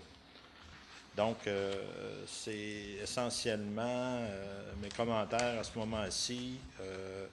Évidemment, il y avait un comité qui a travaillé là-dessus, qui était composé, entre autres, de moi-même, Marie-Pierre Morin, qui est aux ressources humaines, qui est ici présente. Il y avait M. le maire et le conseiller Pierre Damour. Fait que, moi, ce sont mes commentaires. Vous pouvez en ajouter à ce moment-ci. M. Pierre, voulez-vous ajouter? Oui, peut-être quelques éléments. D'abord, Mme Morin est avec nous ce soir. Moi, j'aimerais, elle a travaillé quand même fort, comme tous les membres du comité, les élus gestionnaires. Je ne sais pas si on est capable de mettre un visage, Mme Morin. Est-ce qu'on a l'occasion de vous voir au-delà de votre présence physique? Peut-être qu'elle est... Et avant même que je commence, je ne sais pas si vous voulez parler de cette expérience-là de gestion de la politique des cadres. Je voulais adresser quelques mots, mais certainement que les en chasse, là, Mme Morin, qui est au niveau du responsable comme des RH et des TI, bien, qu'il y ait cette personne qui travaille avec nous et qui a travaillé fort, je pense. Alors, bonjour. Comme Noël l'a dit, en fait, c'est une politique qui était présente depuis 2001, donc il était de mise évidemment à la mettre à jour. Et puis, il y a eu quelques corrections, quelques améliorations. Et puis, dans l'ensemble, la majorité des salariés cadres sont très satisfaits. Donc, je crois que c'est une belle réussite. Il y avait on avait plusieurs ajustements à faire. On a fait un exercice avec un professionnel dans la matière qui a réétudié, qui a fait des comparables avec d'autres municipalités qui nous ressemblent. Si on prend, vous pouvez peut-être nommer les comparables juste comme ça, là. Je les ai pas en tête. Je les ai pas en tête. En tout cas, on a été regardé dans d'autres municipalités de taille à peu près équivalente et dans l'Est du Québec comparable avec la ville d'Amqui, quelles étaient leurs rémunérations, les conditions. Et donc, ce professionnel-là qui travaille avec la ville depuis déjà un certain temps avait eu un mandat spécifique pour revoir tout ça. Il a fait un exercice rigoureux dont on a pris connaissance, nous, au Comité des ressources humaines, qui nous a permis, avec votre implication, on ne peut plus professionnel, Madame Marie-Pierre, de nous, ensemble, travailler un document et avec tous les membres, puisque vous êtes le point focal de la gestion des ressources humaines à la ville d'Amqui, employé col bleu, employé col blanc, tout le monde vous passe en confessionnal avec vous et vous font part de, j'aurais besoin, je crois que qu'on devrait me reconnaître pour telle ou telle chose. Alors, on a tenu compte de tous ces paramètres-là, on a travaillé là-dessus, puis on a essayé d'arriver avec un document qui a été présenté, je crois, la semaine dernière à l'ensemble des cadres, M. Noël. Ça fait 2 semaines. Déjà 2 semaines, le temps file comme ça se peut pas. Et où la réceptivité a été excellente, d'après ce qu'on m'a dit. Et je crois qu'on est très fiers ce soir d'avoir ce document-là pour être approuvé par le conseil municipal et puis d'avoir un outil de travail avec lequel nos cadres savent la volonté de la ville d'Amqui et de son conseil au nom de la population d'Amqui, d'avoir une force au niveau de notre personnel cadre qui travaille dans de très bonnes conditions, qui est heureux et heureuse de faire leur travail et qui peuvent à ce moment-là rendre à la population les meilleurs services possibles qui soient pour le plus grand bien commun possible de la communauté d'Amqui. Fait que je suis très, très fier d'avoir participé à cet exercice-là. Monsieur Pierre. Ouais, simplement pour ajouter que dans l'étude de M. Claude Gendron, je me trompe, c'est ça, Claude Gendron, qui a reçu le mandat en septembre 2013, en termes de positionnement salarial, là, on n'est pas dans les plus bas, on n'est pas dans les plus hauts, on est dans le médian. Donc, l'exercice a permis de confirmer, de nous aider, d'aider les élus à traiter équitablement, justement, nos gestionnaires. Et je pense que les élus également ont eu l'occasion d'avoir quelques séances de travail. Le comité RH a travaillé là, pour amener, dans le fond, des éléments de réflexion, mais les élus, on a eu également quelques rencontres dans lesquelles on a positionné le conseil. L'ensemble des élus ont eu l'occasion en séance privée de faire progresser ce dossier. En voilà. C'est un très bel exercice collégial. Est-ce qu'il y en a d'autres qui aimeraient s'exprimer ou ajouter des commentaires? Sinon, quelqu'un est-il prêt d'en faire la proposition? Monsieur Gilles, vous proposez, vous êtes appuyé par Mme Diane. Qui sont pour? Parce que là, je vais faire un vote là-dessus. Oui, monsieur le maire. Alors, qui est pour? Alors, vous voyez, Ville d'Amqui, membre de la permanence de la Ville d'Amqui, nous sommes très fiers de vous offrir une nouvelle convention que je pense que vous appréciez, puisque je n'ai pas eu de téléphone rouge qui ont sonné dans mon bureau. 6.2, attribution du poste de technicien en génie civil à M. Joël Lavoie, et ce, à compter du 30 novembre prochain. Oui, dans le fond, les 4 points suivants concernent des avis d'inscription préparés par Marie-Pierre Morin, effectivement. Bon, ça concerne, et tout ça concerne le mouvement de personnel qu'on a eu récemment, notamment de par la nomination de Stéphane Chiasson, ici présent, comme directeur des travaux publics. Évidemment, ça a laissé le poste de technicien en génie civil vacant. Il faisait ensuite, à un affichage, il a recommandé d'embaucher M. Joël Lavoie au poste de technicien en génie civil. Bon, l'embauche, celui-ci se fait selon les conditions prévues à la convention collective. La date de début d'emploi est le lundi 30 novembre. Alors, je vous fais grâce des détails, là. L'ensemble, on peut dire qu'on a reçu 27 candidatures et pour le reste, je vous laisse ça. Qui est prêt à proposer l'embauche de M. Joël Lavoie, natif de Saint-Moïse, je crois? On va proposer, M. le maire, vu qu'il est aux travaux publics. Allez-y, M. Égide. Alors, vous êtes le proposeur. Qui vous appuie? Appuie. J'étais en regard. C'est unanime. Mais, M. Pierre, vous... Non, allez-y avec M. Richard. M. Richard, vous êtes l'appuyeur officiel. On ne demandera pas de vote, on est unanime. 6.3, nomination de Mme Sophie Lévesque au poste de greffière par intérim à compter du 6 novembre prochain. Oui, effectivement. Comme vous l'avez mentionné tout à l'heure, vu le départ de Mme Marie-Claude Gagnon, on a regardé l'opportunité d'avoir un intérim. Vous savez qu'on est en affichage concernant le poste à temps plein éventuel, là, considérant les délais et la période d'affichage et la période où on en est en affichage qui n'est pas peut-être la meilleure à ce moment-ci. Pour avoir des candidatures, évidemment, on propose la nomination de Mme Sophie Lévesque au poste de greffière par intérim, qui est ici présente. On pense que c'était la meilleure personne disponible pour nous aider dans ce sens-là. On est très heureux qu'elle accepte de relever ce défi-là. Donc, Voilà. Fait que, Madame Sophie Lévesque est très discrète, elle est très low profile, mais c'est une machine à faire l'ouvrage. effectivement. Alors, qui la propose? Monsieur Pierre, vous la proposez, Madame Paul appuie. Et on souhaite, on est sûr qu'on va être très bien servi avec Madame Sophie pendant cette période, mais population d'Amqui et de la Matapédia qui est informée que nous sommes à la recherche d'un ou d'une nouvelle ou nouveau greffier, greffière. Bien, évidemment que si vous connaissez dans vos familles quelqu'un ou dans vos parentés ou amis, quelqu'un qui a des connaissances en droit ou notariat, par exemple, enfin, le poste a été affiché dans l'avant-poste, vous pouvez voir les détails.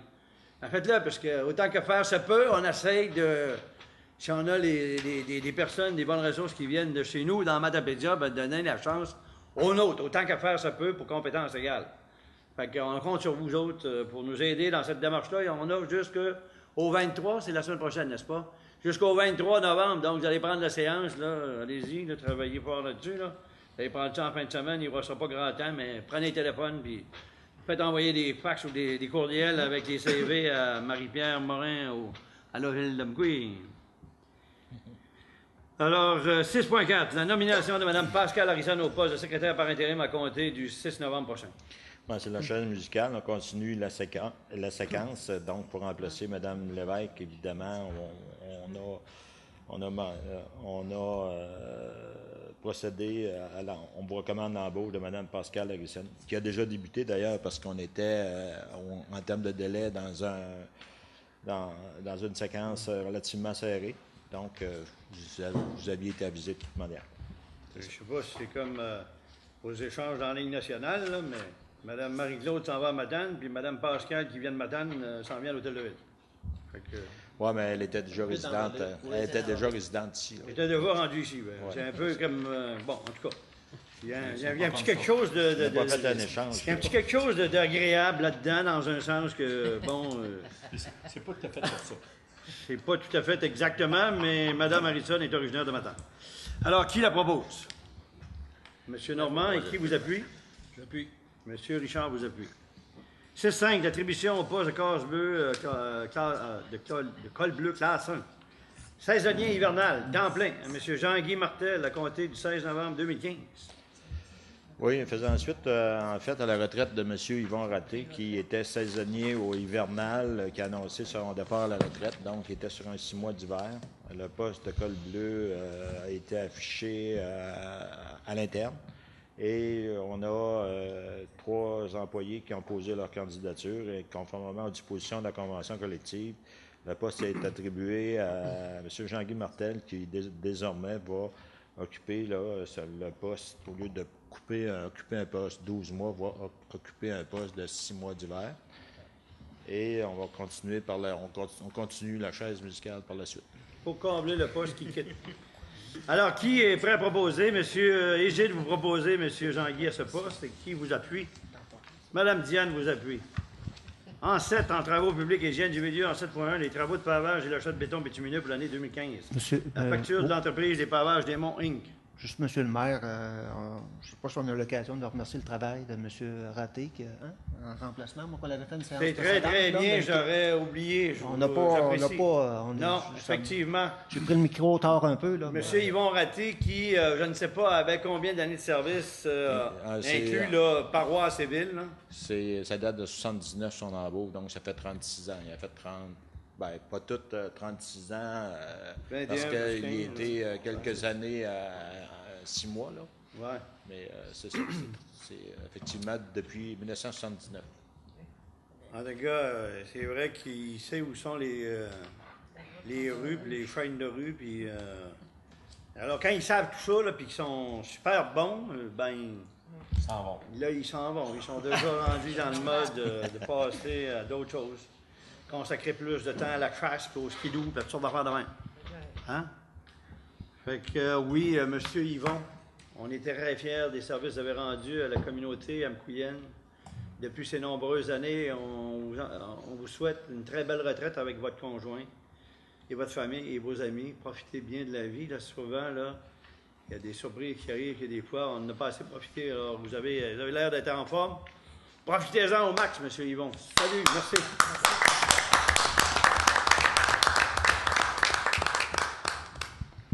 Donc, nous sommes à 7.1, le travaux de pavage et l'achat de béton bitumineux pour l'année 2015. Une facture de l'entreprise des pavages des monts, le décompte progressif des coûts numéro 2, l'avis de modification numéro 2, décompte définitif et réception provisoire des ouvrages pour acceptation. En fait, on avait déjà eu le décompte numéro 1 qui concernait les travaux de pavage des rues, là, Sainte-Ursule, Bellavance, Fabrique et la rue des Biens. Ce qui s'est rajouté, en fait, puis pourquoi on a un décompte numéro 2, c'est qu'on a fait l'acquisition de pavage en vrac. Et ça a tout été embarqué à l'intérieur d'un décompte global. L'achat de pavage en vrac ou à la tonne pour le patchage en bon québécois des trous.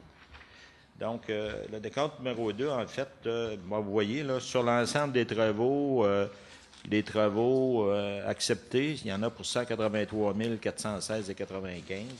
Bon, et au niveau du décompte numéro 2, ce qui est à payer, en fait, ce qui est recommandé par l'ingénieur, c'est une somme de 21 412,15, somme à laquelle s'ajoute là, le décompte définitif numéro le décompte définitif où on a une recommandation de paiement de 9 170,85. Donc, on parle de paiement d'une somme de 30 583 $. Bon. Vous avez également l'avis de modification numéro 2 là, qui représente un ajustement de quantité. En fait, il y avait des quantités de béton en tonnage, en vrac qui avaient été estimées, mais là, il y a un ajustement de quantité qui est fait, veut pas. Mais c'est des travaux qui avaient été exécutés par les Pavages des Monts, qui avaient fait l'objet d'une soumission publique sur le SAO. Donc, il faudrait approuver le paiement. Qui est prêt à en faire la proposition? Madame Paul, proposez, qui vous appuie? Monsieur Richard vous appuie. En 8, en urbanisme, 8.1, demande de dérogation mineure sur l'eau 3 165 389 du Québec, situé au 92 rue Saint-Jean. OK. Comme d'habitude, je vais essayer d'alléger toutes les particularités de chiffres et de numéros d'articles. C'est considérant que le requérant présente une demande de dérogation mineure aux dispositions de plusieurs articles de notre règlement de zonage au 613-05, traitant respectivement des normes relatives aux marges de recul d'un bâtiment principal, des normes relatives aux garages privés en association avec un usage résidentiel et des normes relatives aux perrons, balcons et escaliers extérieurs. Considérant que la demande vise à rendre conforme la position actuelle d'une résidence bifamiliale et ses constructions accessoires attenant au mur avant, ainsi que la position d'un garage accessoire isolé tel qu'érigé à l'intérieur des limites de ce lot, considérant que la présente demande fait suite à la préparation d'un certificat de localisation, considérant que, selon les informations au dossier, cette résidence aurait été érigée à cet endroit vers les années 1949 et sa finition extérieure remplacée en 1996, on se réfère à nos permis, que l'importance de la dérogation demandée consiste aux éléments suivants. Je vais vous en faire une liste, là. C'est la position de la résidence, la marge de recul avant de cette résidence bifamiliale, soit celle donnant sous la limite de l'emprise de la rue Saint-Jean, sera fixée d'une façon variable entre 4,95 mètres et 5,95 mètres, alors que notre marge de recul ne devrait pas être inférieure à 6 mètres minimum. C'est là qu'on voit déjà une dérogation.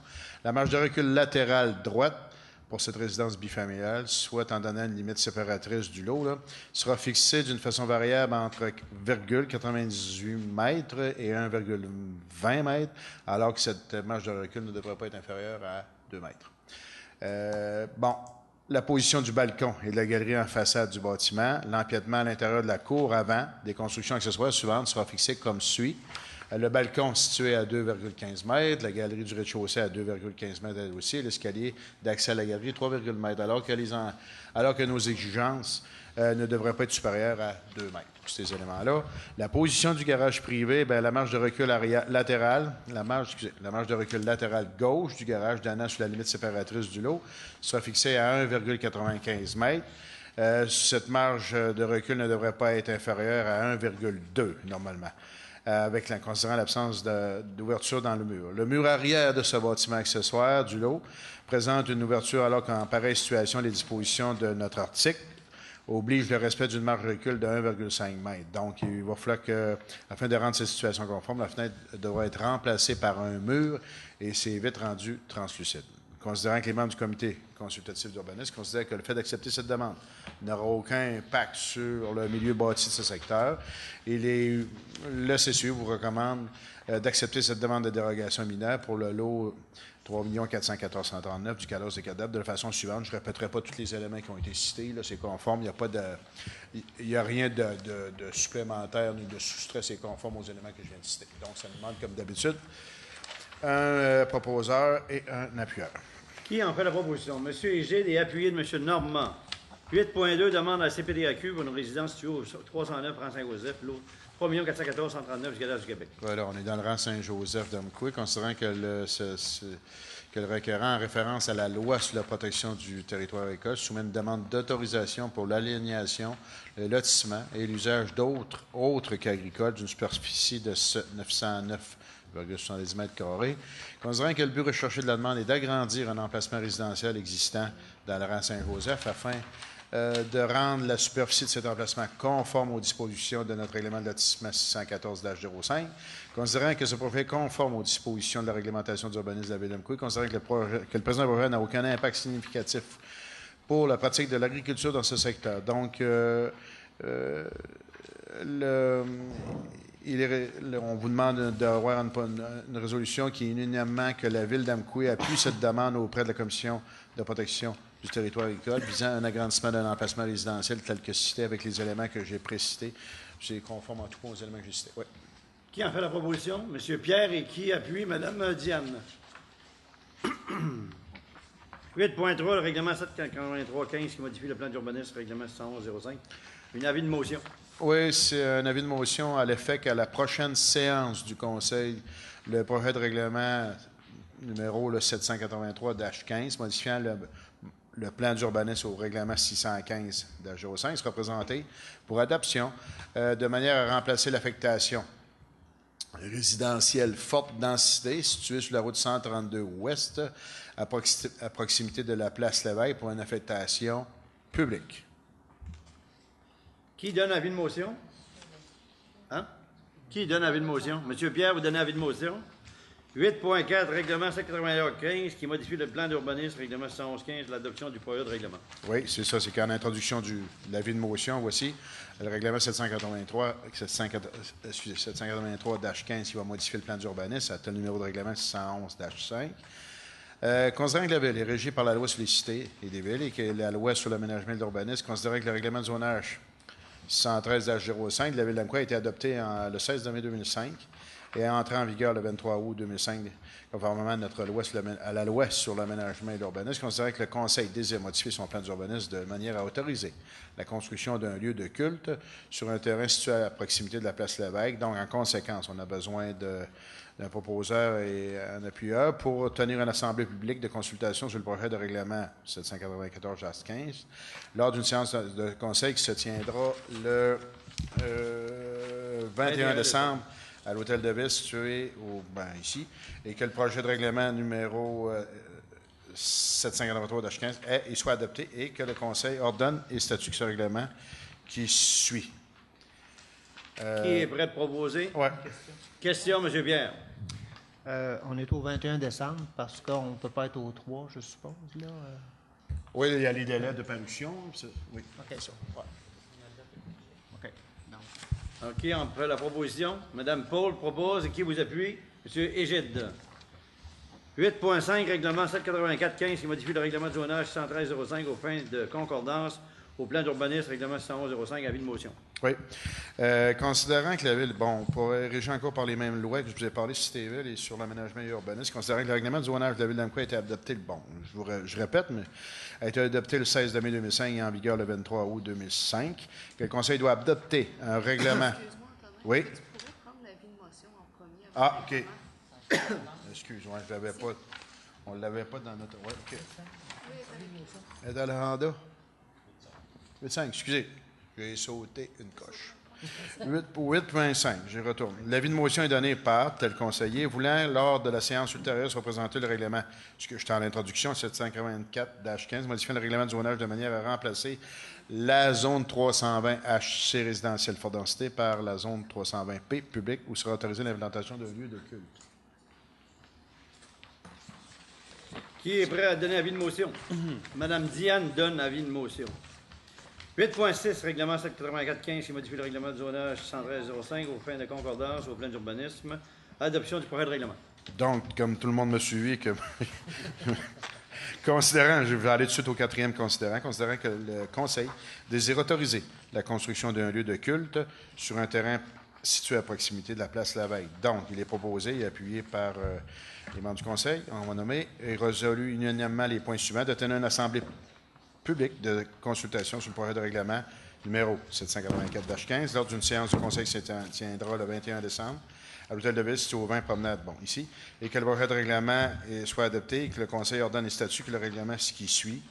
Bref, le détail de tout ça, c'est toute une série de points, mais dans le fond, c'est que ça va amener, ça va sortir, à enlever la possibilité de faire des constructions d'habitation pour être capable de construire un lieu de culte qui va être sous le libellé public. Usage. Qui est prêt d'en faire la proposition? Propose. M. Richard propose. Et qui vous appuie? M. Égide vous appuie. Merci. 9, en loisirs et culture. 9.1, la construction d'une agora au parc Pierre-et-Maurice-Guerrier, la facture de l'entreprise Les Constructions Morneau, Inc., le décompte progressif des coûts numéro 2 et ordre de changement numéro 2 et 3 pour acceptation. Donc, c'est pour l'acceptation du paiement numéro 2. On a un décompte que vous avez entre les mains au montant de 208 702,88 $. C'est environ 80 de l'achèvement de l'Agora. Nous avons aussi un changement au niveau de modification, le changement numéro 2, qui est l'abattage de 6 arbres qui ont dû être effectués, et aussi l'excavation et le remblayage du terrain suite à une analyse de sol qui a été faite sur le terrain. Et pour le changement numéro 3, c'est l'ajout de plots de cisaillement sur l'agora, sur la structure qu'on vous a présenté déjà en réunion privée. Oui, les ordres de changement. Nous avons les montants. Bon, ça bien,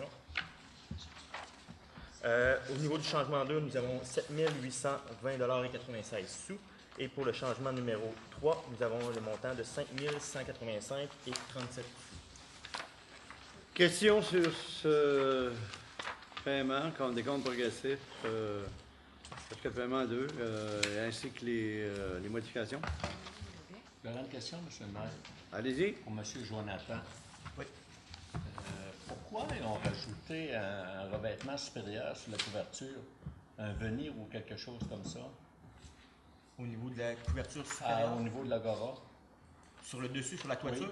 Oui. Ouais. Dans le fond, c'est une toiture de métal. C'est pas nécessairement en fond avec ce qu'on a présenté présentement. C'est la couverture extérieure pour pas que la neige, pour protéger l'agora, dans le fond. C'était prévu. De ce qui parle, c'est un autre matériau en 4x8 qu'ils vont mettre dessus. Oui. Ils l'ont mis dessus. Et c'est pour accroître la rigidité de la structure. Exactement. Donc, lorsqu'il a été présenté les plans, on a demandé un diaphragme qui allait respecter un code 5. Et dans le fond, lors des entrepreneurs n'avaient pas prévu ce changement-là, c'est d'atteindre ce diaphragme-là, dans le fond, pour le cisaillement. Donc, ils ont dû installer un OSB sur la structure. OK. C'était un ajout au coût de l'agora? Présentement, les coûts en réunion n'ont pas été acceptés. OK. Mais l'ajout a été fait. OK. Merci. En passant, M. Jonathan, est-ce que vous êtes à même de dire quand le revêtement métallique va être fait? Métallique sur le toit? Oui. J'ai pas été sur le chantier cette semaine. Si c'est pas terminé, selon moi, c'est terminé.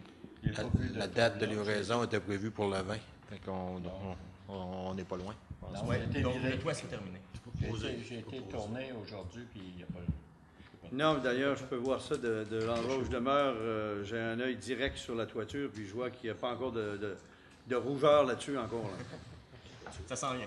Et dites-moi, pour les gens les usagers qui peuvent s'amener là, par exemple, qui veulent faire un exercice de mise en forme, puis qui arrivent avec un petit appareil de son, est-ce qu'ils peuvent se brancher sur des prises ou Ça va être le gros système, il va falloir qu'il se branche dans la grosse boîte, là. Comment ça marche?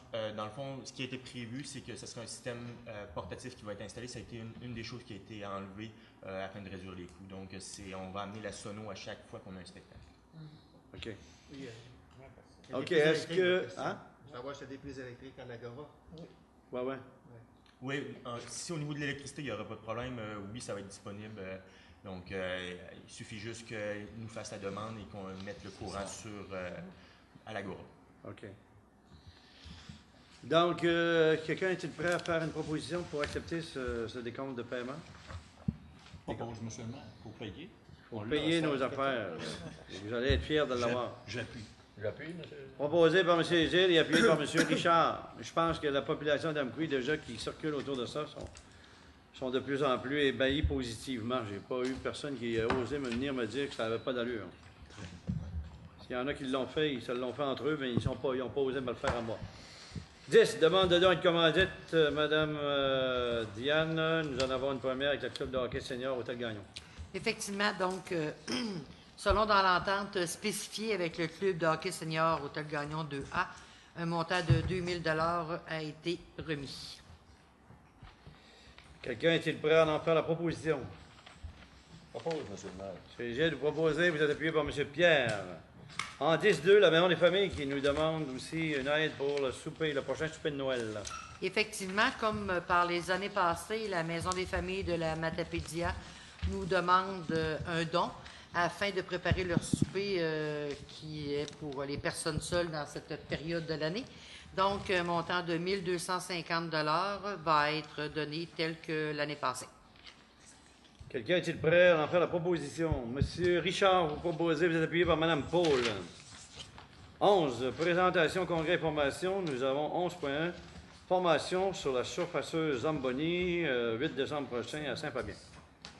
Oui, donc nous avons accueilli 2 nouveaux employés au niveau de l'Arena, au niveau des tâches pour opérer la Zamboni. Donc, nous proposons d'envoyer un personnel en formation pour l'opération de la surfaceuse.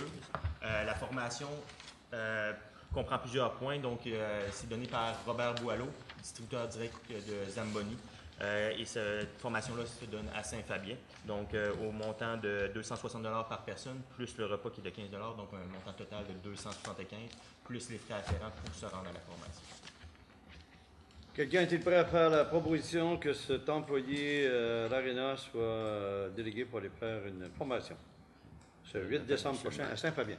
Qui en fait la proposition? Monsieur Normand, vous proposez. Qui vous appuie? Madame Paul vous appuie. Est-ce qu'on ne met pas le nom? Est-ce qu'il est possible de connaître le nom ou pas? Ça devrait être Harold Tardy. OK, parce que d'habitude, on met les noms.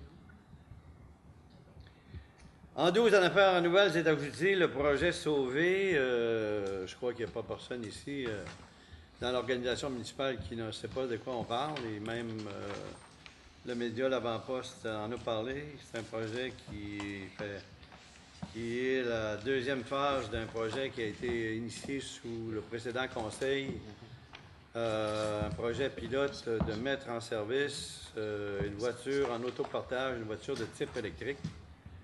Pourquoi dans les régions plus que nécessairement dans les grandes villes? Les grandes villes, même prenons Rimouski, ont des services d'autobus, ont des services de taxi, certaines mieux équipées ont le service de métro. Donc, on voit que dans les communautés plus grandes, plus importantes, il est très facile d'avoir de la mobilité avec du service de transport en commun. Ce qui n'est pas nécessairement exactement le même cas dans les petites communautés régionales, rurales, où on ne peut pas tout faire à pied et on ne peut pas tout faire à vélo. Mais de plus en plus, le discours, on voit que le phénomène de l'électrification des transports, à la fois au plan véhicule personnel, même dans le transport en commun, les autobus sont déjà en mode électrique. On voit cette mode de transport-là de plus en plus suivre son cours, prendre place. Et dans une province comme la nôtre, où on est en surplus d'électricité, oui, on a des grosses quantités, il faut en vendre à l'extérieur, mais peut-on travailler de concert à favoriser l'avènement du transport électrique afin de faire en sorte qu'on soit moins dépendant aux énergies fossiles? Combien de millions, sinon des milliards de dollars que le Québec exporte dans les pays arabes qui font des conneries, comme il y en a certains qui ont été faire en fin de semaine, mais il semblerait que ce n'est pas juste des gens de ces pays-là, mais sans dénigrer l'ensemble du milieu arabe, puisqu'on a déjà beaucoup de gens qui viennent de cette communauté-là, mais il y en a qui disjonctent là-dedans, qui font des conneries, mais en tout cas, le pétrole s'en va aider à faire du développement ailleurs plutôt que de le faire au Québec. Et le Québec doit augmenter son propre usage d'électricité. Ça, c'est le développement durable. D'ailleurs, la MRC de la Matapédia a fait un exercice en profondeur de se donner un plan de développement durable qu'on appelle aujourd'hui l'éco-territoire habité de la Matapédia. Et sur ce plan-là, ils ont même regardé l'aspect de notre contribution, nous, les Matapédiens, au gaz à effet de serre, et la firme Henneken Environnement avait été embauchée pour faire le bilan là-dessus.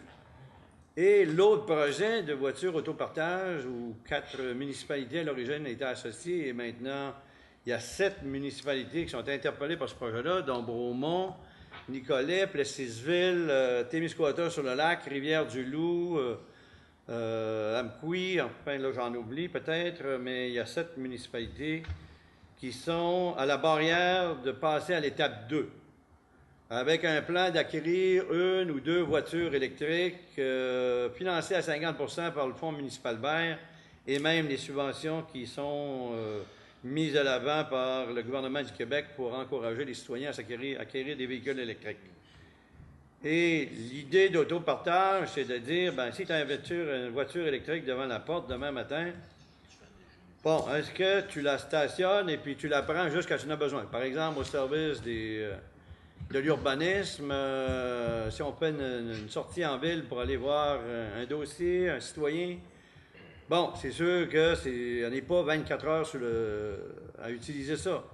Et même si le service des loisirs pourrait être intéressé, puisque M. Jonathan m'a déjà mentionné que vous seriez peut-être intéressé au loisir à utiliser ce véhicule-là si on l'avait, de même que Marie-Ève Sanson, qui est à l'urbanisme, dit, moi, même si on a un pick-up de parquet à la porte, qui est un pick-up au gaz, à gasoline, ça me ferait grandement plaisir de pouvoir me déplacer en tant qu'inspectrice avec un véhicule électrique.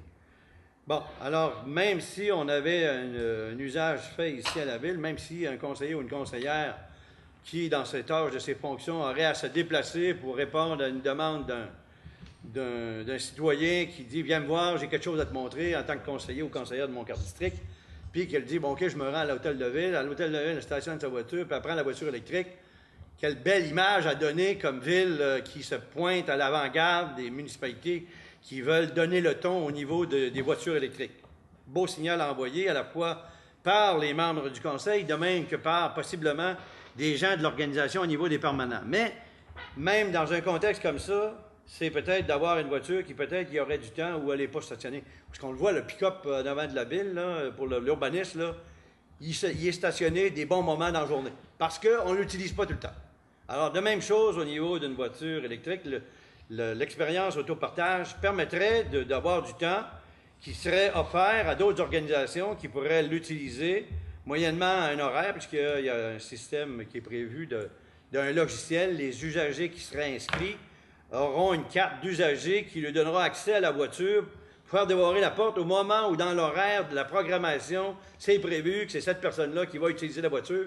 S'il se présente à la carte, avec sa carte en dehors des autres heures prévues, il ne pourra pas l'avoir parce qu'il y a quelqu'un d'autre peut-être qui est réservé pour elle. Et de même. Donc, le fait qu'il utilise une carte comme ça, avec un logiciel, il y a dans le système informatique un logiciel qui tient compte de tous les usagers, des temps d'usage et à qui facturer quoi. Parce que l'électricité consommée doit être facturée à ceux-là qui sont des usagers qui la prennent en autopartage.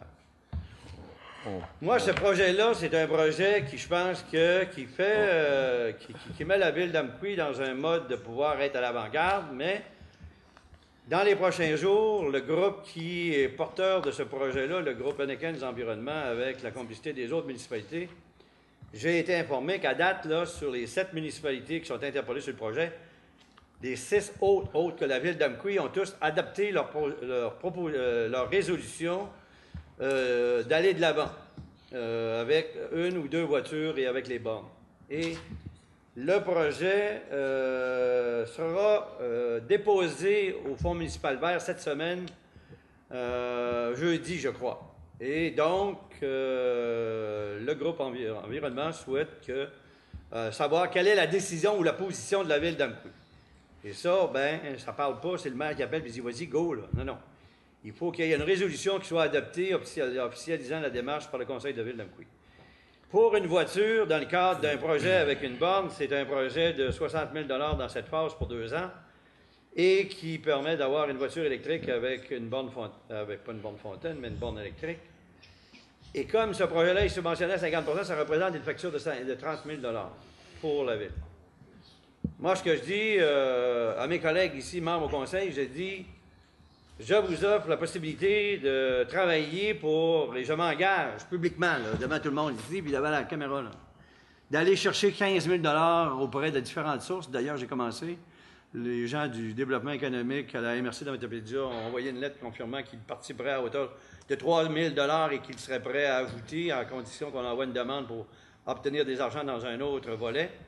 De même que j'ai verbalement fait des échanges avec les gens de la caisse de la Matapédia qui se disent ouverts à recevoir une demande dans le cadre de leur fonds communautaire. Et j'ai adressé des demandes d'aide particulière à même leur discrétionnaire au ministre Pierre Arcan, au ministre David Hortel, ainsi que M. Jean Damour, ministre au délégué régional, de même qu'à notre député. Alors, moi, je me fais fort de trouver un 15 000 $ additionnel. Alors, il y a une résolution sur la table ce soir. Mais cette résolution, pour qu'elle soit officiellement traitée, il faut qu'elle soit proposée et appuyée. Alors, est-ce qu'il y a un membre ou une membre de ce conseil qui est prêt à proposer que nous allions de l'avant avec le projet d'une voiture électrique dans le cadre de ce projet à cette municipalité de Trois-Rivières? Madame Paul, vous allez la proposer? Oui. Est-ce que vous êtes appuyé? Madame Diane, vous appuyez. Est-ce qu'il y a quelqu'un qui demande le vote? Oui. Monsieur Égide demande le vote. Monsieur le maire, vous avez passé beaucoup de temps à introduire le sujet. C'est très louable. Je pense que ce dossier-là mérite également que ceux qui ont exprimé des préoccupations en privé puissent également le faire en public. Monsieur, je suis heureux ce soir. Excusez-moi, M. Pierre, oui. Juste une seconde. Monsieur, il reste 2 minutes. Dans 2 minutes, puis après, je ferme la séance, puis on poursuit. Bon, moi, ce que je propose, là, c'est qu'on va prendre le vote ce soir parce qu'il y a une obligation de prendre le vote. Mais j'aimerais, honnêtement, que les élus autour de la table, au-delà de la prise du vote, aient l'occasion de s'exprimer et aient le temps de le faire parce que je pense que ce soir, on n'aura pas l'occasion de le faire en séance publique ouverte à la télévision communautaire. Alors, oui, il y a demande de vote, on va prendre le vote, mais j'aimerais bien qu'on puisse reparler de ce sujet-là. Le positionnement majoritaire, je peux en comprendre, des élus sur ce sujet-là. D'accord. Est-ce que vous dites que... bon, le vote a été demandé, donc qui sont pour? Qui sont pour la résolution? OK. Et qui sont contre? Vous avez noté? Alors, M. Pascal, il nous reste le temps de fermer de dire au revoir aux gens. Alors, chers concitoyens, concitoyennes qui êtes à l'écoute de nos séances et régulièrement, je rencontre, et j'imagine parmi vous, des gens de d'autres municipalités matapédiennes. Encore en fin de semaine, quelqu'un de Côte-Escale m'interpellait, il me disait on suit toutes vos séances au conseil. Alors, je me réjouis de voir que les citoyens d'autres communautés matapédiennes qui sont situées, qui sont câblées avec Cogeco, qui ont accès au Codal 4, qui peuvent et qui s'intéressent à ce qui se passe à la ville d'Amqui et qui nous le soulignent. Alors, je tiens à remercier tout le monde, à continuer à suivre nos séances, à recevoir l'information de sources directes et à donner les bonnes informations à ceux qui n'ont pas la chance de suivre ça chez vous. Alors, merci et au revoir à notre prochaine séance du 2 décembre prochain.